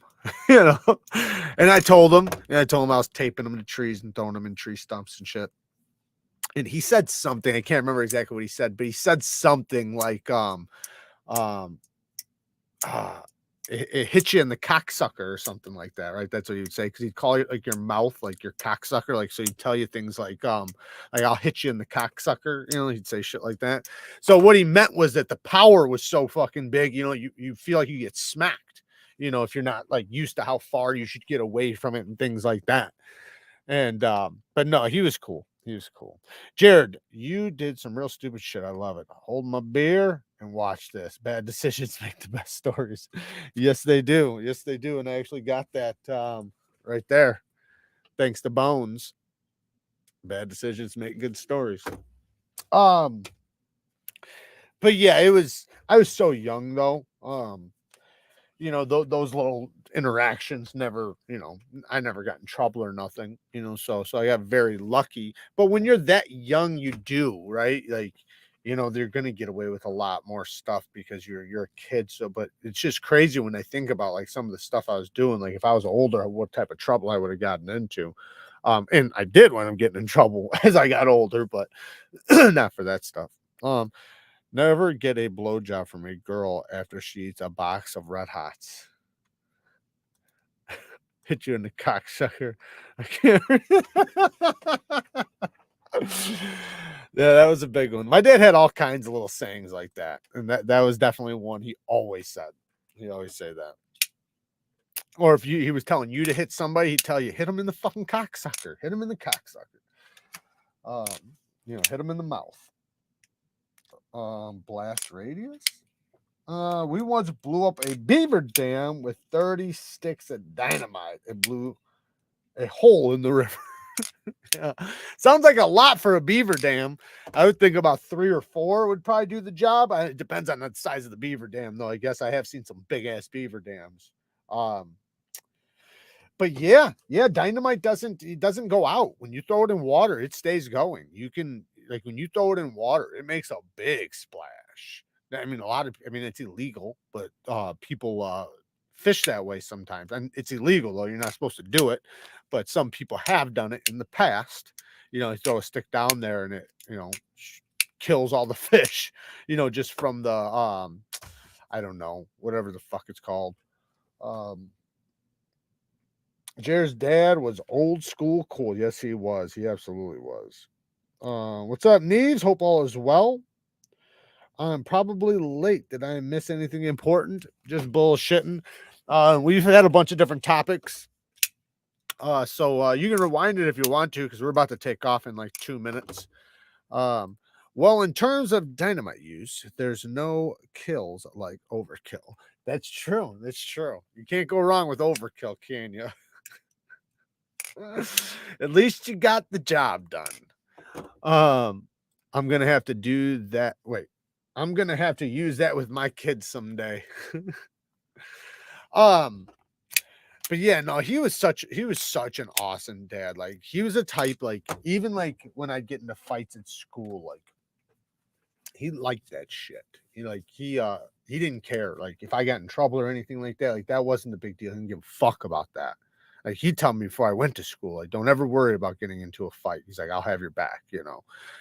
And when I would, you know, like his biggest thing was just like who won, you know, shit like that. Like what happened? Tell me about it. You know, because he wanted to tell you what to do or, you know, how to do it better next time or what you should have done, you know, and he was good at that and he was awesome with that. But even like the other things, the other little things, even my cousins, I guarantee I have a few cousins right now watching in the background that aren't going to say nothing in this chat, but they're there and they know what I'm talking about. Like even with them, you know, he would treat them, you know, a certain way. Like he treated them like a man that was going to be a man soon, you know. So he didn't treat you like a child. He treated you like you acted, right? So if you were out working hard and doing shit that adults do, you know, he knows that you're going to grow up quick. So he knows what you're going to encounter and the lifestyle you're going to be around and things like that. So he's going to prepare you for it and he doesn't want you to lie to him. The worst thing you could ever do to my dad was lie to him. Don't fucking lie to him because he's trying to help you. He was always trying to help you. So like even when I did the worst shit ever, you know, I was honest with him and he would tell me how to get out of it, what to do. Do this. I have your back. I'll send somebody here. So, you know, whatever the fuck it had to be. So, and even like with my cousins and stuff, same thing. And even with my uncles did that shit for me. I remember when I got in that trouble with you could say it was witness intimidation, whatever you want to call it. So I got in trouble for that and my uncle knew it was me.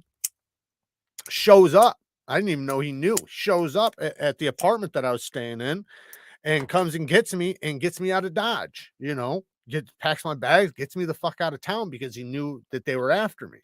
So, you know, it's just like things like that, you know, that's awesome shit, man. Having a family that has your back like that, that's nothing better than having a family that truly has your back and is not out to punish you or to get you, is out, you know, for your best interest and wants to help you and actually understands the shit you're gonna do, because everybody tries to pretend like their kid isn't gonna get into what they're gonna get into or what they got into, but 9 times out of 10 your kid's gonna do the same fucking shit or something close to it, especially if they're surrounded by those people or, you know, whatever, you know.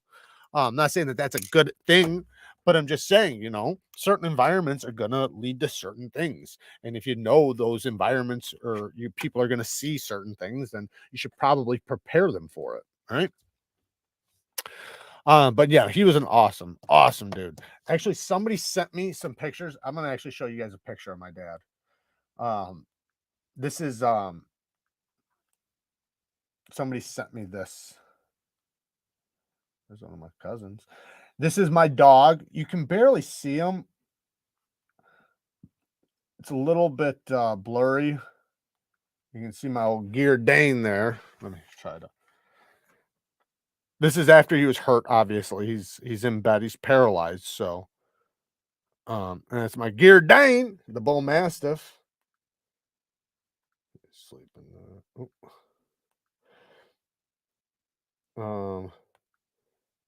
Here's one more. You can kind of see him a little bit better.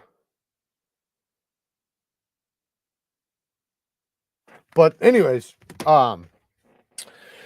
yeah, good man. My dad was far more wild than I ever was. My childhood was tame when it wasn't sad. That sucks. I mean the sad part.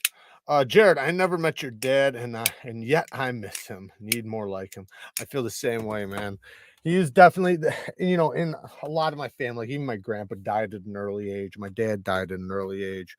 Um, which sucks, you know, because he had so much more life to live, but you know, he got hurt, he got that injury. So they only gave him 10 years when he got paralyzed. He lived 13, so he actually beat the odds.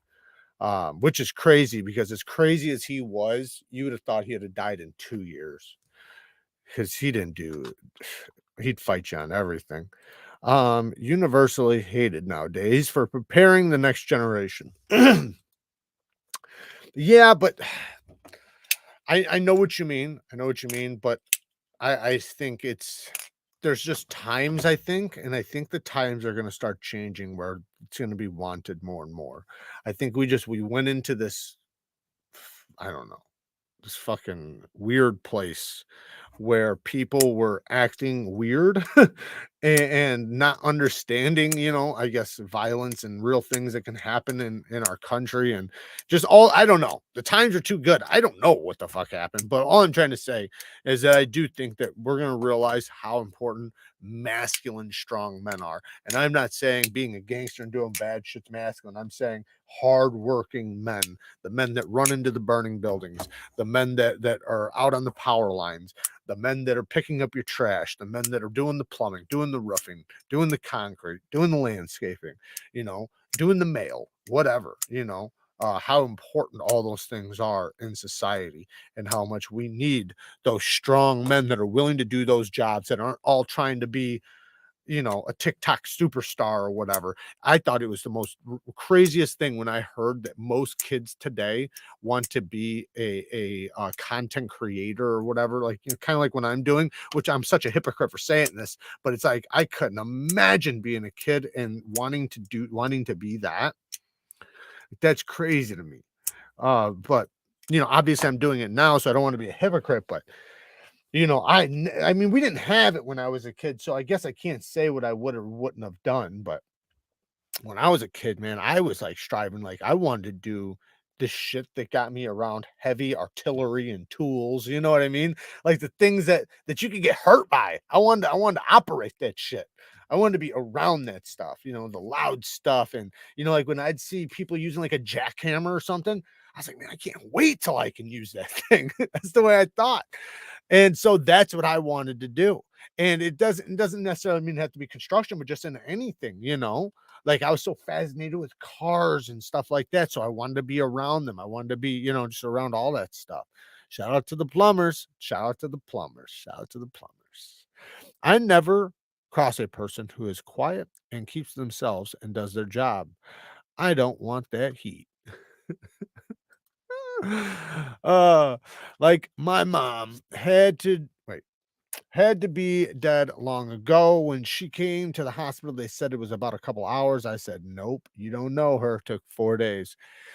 Yeah, man. It's same thing with the old man. The old man just he kept going for so long. And in the end, like the last day, I knew it. I knew he was going that day. He didn't go to the hospital. He died in bed, in my arms, like right there, holding my hand.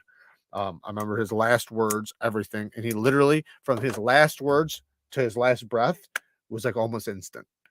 So he literally, his last words were like 30 seconds before his last breath. Um, so he lived all the way until like his last breath, talking to you and everything, which is crazy.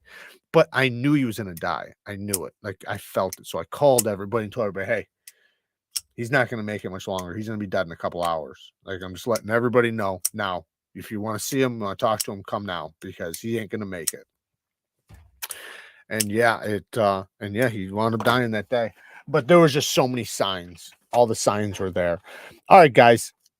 I'm gonna let you guys go. Thank you guys for joining me tonight. Don't forget the membership live tomorrow, 12:15 Central Time. And what else? Thank you guys for all the donations tonight. I do greatly appreciate all the donations. You guys have no idea how much it helps the channel. Same thing with using the links. If you guys are ever going to purchase anything, even if it's just something off of Amazon, just go to my Neevesknives store. That is an Amazon link. You can go up to the top bar and punch in whatever you want, toilet paper, paper towels, whatever, and the things will pop up. But as far as buying knives and EDC gear and stones and everything, if you guys are ever buying this stuff, please don't hesitate to use one of my links, or to go out of your way to come to my videos and use my links. It does greatly help the channel, and I do really truly appreciate it.